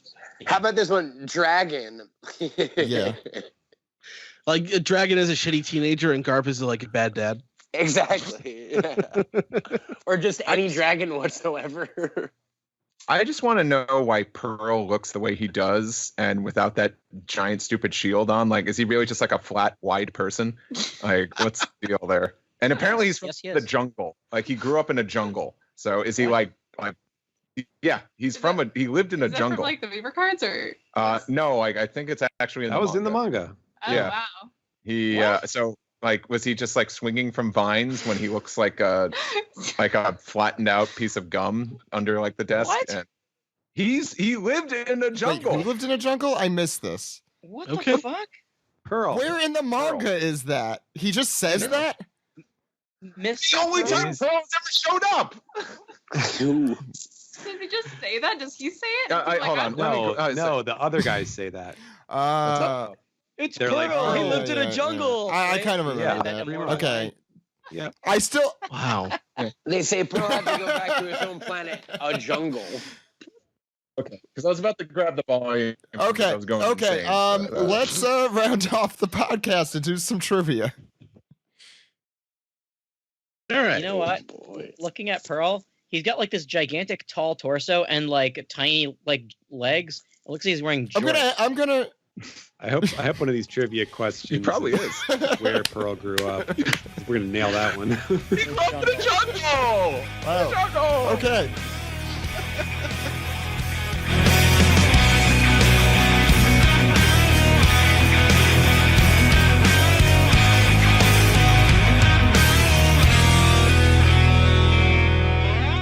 This has been the One Piece Podcast, episode 593 for October 27th, 2019. Thank all of you guys for coming on today's episode. We are starting our Stump OPP trivia this week. We'll be going through the next few weeks as we get through all your questions. There's a lot, so we're not going to be doing many this week, especially since we've been going for a little bit long today. But before we round off, I first want to mention to subscribe to us on patreon.com/OnePiecePodcast. We have a lot of really good episode images this week. Please check all of them out. Maddie worked very hard on them. And we have also, I'm going to be posting my episode notes along with that. So you get all that fun stuff there. That's at patreon.com/OnePiecePodcast, plus OPP Japan, OPP 10, a lot of exclusive audio, including Crewing Around and a lot more on Patreon. How could the good people contact all of you guys out there? Matt, where can people find you? What are you up to these days? I am up to nothing, which is really refreshing and awesome. I have literally nothing to promote except me as a human being that exists in the world. And I'm on Camel Toad on all the things. Great. He's a good human being. Check him out there. Maddie, where can people find you? You can find me on Twitter at Oh That's Raspberry, and you can find me on patreon.com/Maddie's Art Club, where I do postcards and sticker sheets every month. And I also just recently opened my shop with new One Piece pins, so you can find that at maddiesgoods.storenv.com. Sam, where can people find you? They can find me on Twitter at Lucky Chainsaw. They can find me on the One Piece podcast every week doing the anime recaps. And they can find me on AnimeNewsNetwork.com doing the daily streaming reviews for One Piece, Black Clover, and now My Hero Academia again. And you can read my review of One Piece Stampede. Steven, where can people find you? I may be found on Twitter at Translatosaurus, and you can read my work on One Piece and Samurai 8 in both Shonen on the Shonen Jump site or app and Manga Plus. Apparently on Friday this week, so yay! Yeah, apparently. Alex, where can people find you? Find me on Twitter and Instagram at dude! All one word. Also, please listen to Toho Yaro, the Japanese Film Club podcast that I do with Joey and Scott at Toho Yaro, of course, on Twitter and on your podcatcher of choice. Steve. You can follow me on Twitter and Instagram. Steve Yurko is my name and my username. So I'm easy to find. Listen to me on other podcasts like The Deep End with Matt J and Toon Sweet with Doctor. And also check me out at Anime NYC. I know we've talked about it on Twitter. Oh, yeah. We will be doing a panel there, and I will have a table there. I'm pretty sure I'm about like 90% convinced I'm going to be there. Life just got weird at the moment. Life just, old lady science, she fucks hard. But Anime NYC, yay! Do you have a science-related life problem? Sure. Yes. So we have a panel, by the way, 3:30 p.m. on that Sunday, November 17th at Anime NYC at the Javits Center. Ed, where could the good people out there contact us? Well, you are Zach_Logan on Twitter. I am Edward E. One Piece. I'm also at Meme Trailers. You can check out an old weird ad for the Anime Network. I saw it on DVD if you go there today. The podcast can be found at OnePiecePodcast.com, Twitter.com, YouTube.com, and Facebook.com/OnePiecePodcast. OnePiecePodcast@gmail.com is our email address. OnePiecePodcast is the Skype name. Again, please support us, Patreon.com/OnePiecePodcast. You can subscribe on SoundCloud, subscribe on Spotify, subscribe, rate, and review on Apple Podcasts, or call us on our phone number, Zach. And that phone number is 347-497-MAJI. Maji. That phone number again is 347-497-6254. Call anytime. Anytime. Call any time. With your questions, comments, theories, or what you'd like to order on your deep dish Odin. So we're going to go through... Maji! Oh, sorry, guys. I'm on a little bit of a delay. Anyway, we have questions from you guys. We're going to ask some of these today. We'll see how many we can get through. It's going to work a little differently than we usually do, since the goal for our fans was to stump us and is to stump us. So we could all work together. We're not looking anything up. We're going to do this, legit. I'm going to ask you some of these questions. I'm just going to pick these basically at random. So you guys ready? Okay. Let's do it. I'm ready. Yeah. Yep. Okay. How do we buzz in, or we need... We're working together. Yeah, we're working together. So if you could just say something, I don't know. I can't think of something clever. All right. First question comes from, we're going to do the first one from White Bear Beppo. Sorry. Yeah, just for you. Beppo wrote in, and he's very curious about this. Name the 5 items that have been stuck on Virgo's face throughout the series. Ooh. Okay. Oh, hamburger. That's one. Yep. That's 1. Spoon. 2. That's 2. He had like a thing of fries, didn't he? Yeah, French fries. 3. No. No. Wait, no Not to the French fries. No to the I French thought you had a fries. thing of fries, right? Was No. Wow. We've collectively hallucinated that apparently. okay. I mean, There's what a about- fry. Maybe we joked about it on the podcast. he might have missed it, but yeah, we might have. Yeah. What about a piece of paper. No. Yeah, wasn't there like a piece of paper? No. A napkin. Did he have like no, a no. mushroom at one point? Yeah. Yeah, the mushroom Mushroom? hairdo. Was one of them like a hot dog or like Free. Okay, hot dog. Okay. No, wait, I thought hot dog, but I was like, nah. What about like a little piece of like squid, like a tiny squid? That would be funny. Did he have like a whole meat bun, like a manju? No, I can't let you guys guess forever, or else that would defeat the purpose of this game, right? Yeah. Yeah. You're missing two. Oh, I don't You're know. missing two. Wait, so we Okay, have hamburger, spoon. We got burger, Hot dog. spoon, and hot dog, and we're missing two. And by the way, those are from chapters 672, 675, and 766, respectively. a fork. What about a fork? We're just What guessing did he at have during the? Yeah, don't just Frozen guess, yeah. flashback? So, Well, No. Was there a fish at one point? That's the only other thing I can. no. imagine. So have we been stumped on the first question? Yeah. Is that yeah, what we're saying? I guess. I mean, I guess people so, yeah. shouldn't be able to ask 5-part questions. Oh, then you're gonna hate most of these questions. great. No, that's not cool. Name Um, every single character in the series. Okay.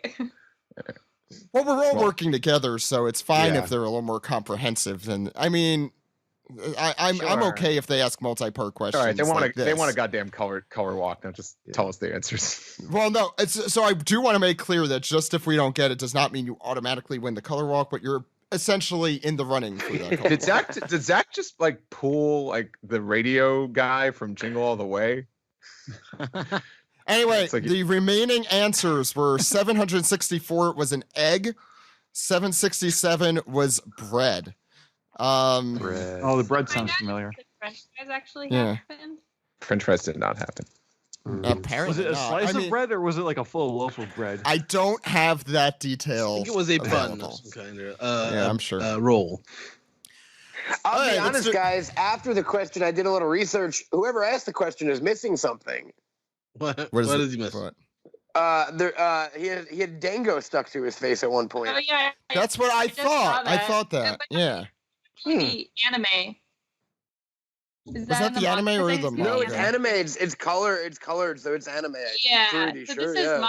this is good questions, right? Specifically manga. I'm only. assuming they're all they're supposed to be manga questions because we're talking about specifically Shonen Jump and it's All a right, Viz well, related let's do the thing. next one.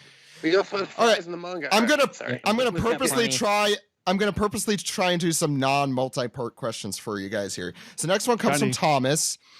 He says in chapter 8, we get a glimpse of the Big Top, the ship of the buggy pirates. What animal is the figurehead of Elephant. this ship? Elephant.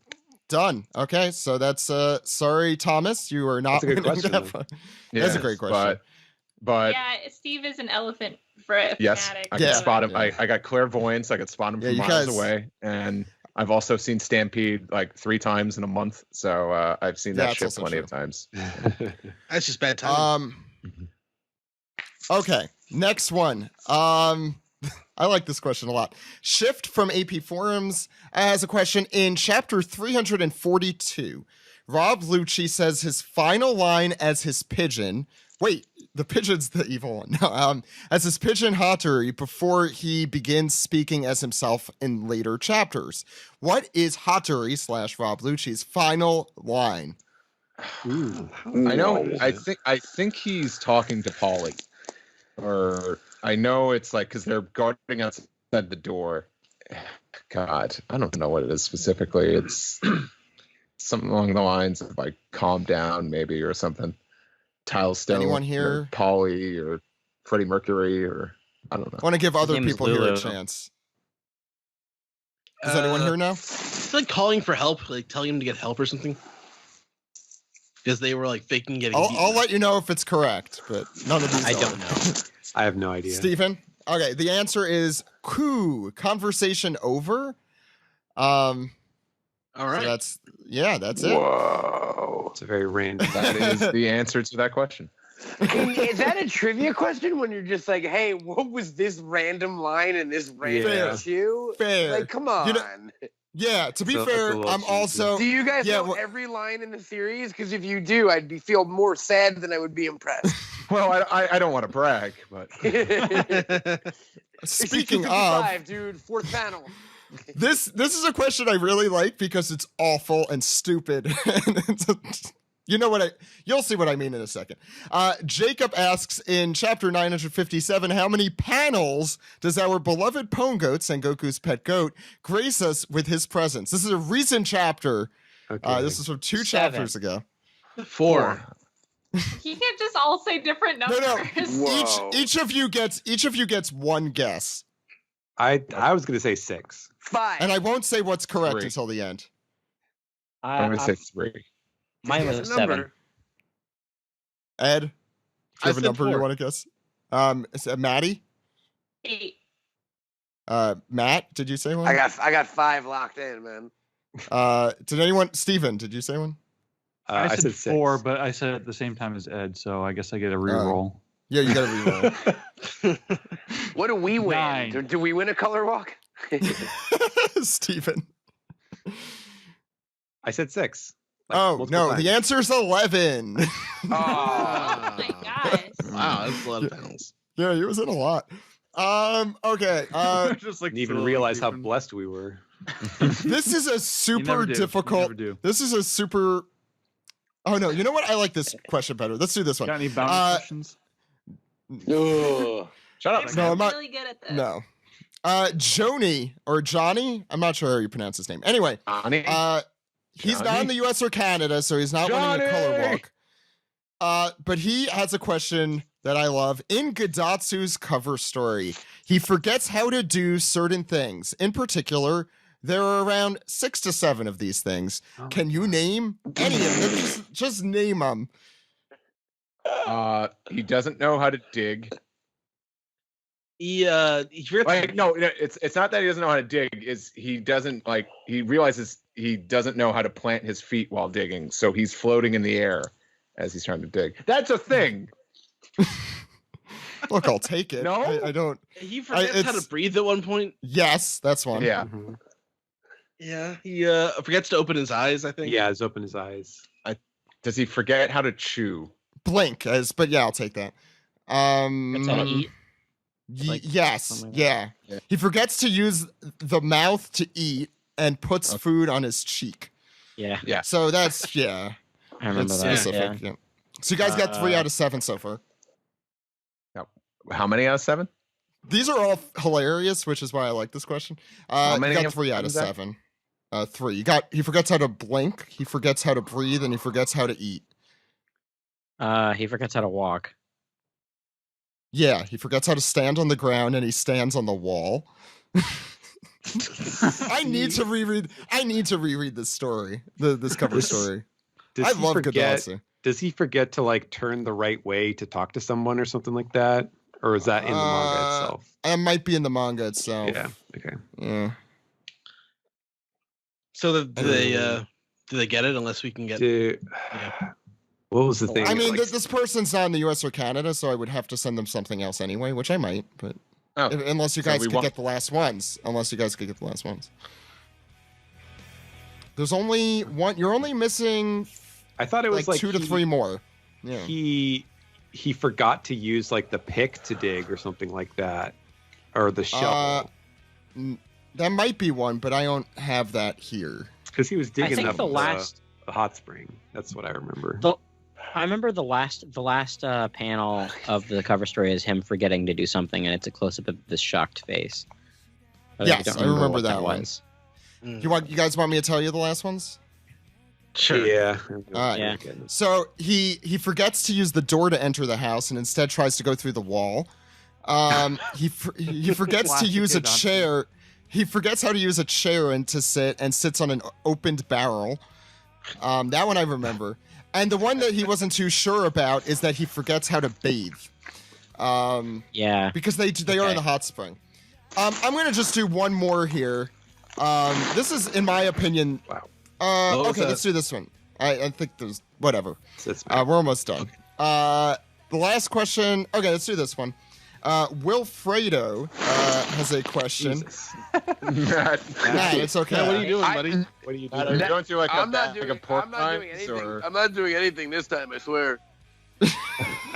It sounds All right, suspicious. well, you when you sound put it- less convincing now than you did earlier. Well, wherever that noise is coming from, if somebody could mute like while it's happening. Yeah. But we're almost done. Elias. Not Elias. Sorry, I said Wilfredo. We'll do Elias next time. It says, in chapter 510, what are the 3 supernovas that are attacked by Kizaru? Okay. Oh, that's easy. Rouge. Apu. Ooh, You can't name all of them. That's you guys come to a consensus and then tell me. Okay. Okay. Apu, right? Like Apu. He's Apu like, does run away, yeah, and he does get shot. Drake. It's Drake Drake? has to be one of Well, them. is it the chapter where Kizaru first shows up, or early? Five, when he ten. well, he shows said up? 510, whichever chapter that is. So I would hold off on Apu. I don't think Because I know he fights Hawkins at one point. Yeah, I'd say it's Hawkins, DeRouge, and Drake. Drake. Or, Yeah. because they're Right, fighting. because Apu comes to their rescue or whatever. Yes. And he So does what the are your rap. final? What's your final choice here? The 3. You want to say Hawkins, Rouge, and Drake? And Drake. Yeah. Yeah. Yep. Final answer. Close. Instead of a Rouge, replace him with Apu. Ah, Rouge, guys, man, I convincing believe. me that I was wrong. Rouge gets doesn't he get? I think it was He sings a Sentamaru, song the about it. Kuma. No, it was one of the pacifistas. I think kicks his Took ass. out Rouge. Yeah, I think. Yeah. Anyway, so So they're We in have the at least- contest. yeah, we have 4 people in the running here already. Only one person did not stump us this week. Let's see if we do better next time on Stump One Piece podcast, which will be a recurring segment for probably quite some time. We'll be back next week. Who the hell is on next week's podcast? We have Godswill's returning on our November 3rd podcast to talk about the November 1st manga chapter 961. We'll be back then. My name is Zach. My name is Ed. My name is Steve. My name is Alex. Goodbye, everyone. Bye. Maji. That's how you end it. That's how you get to it.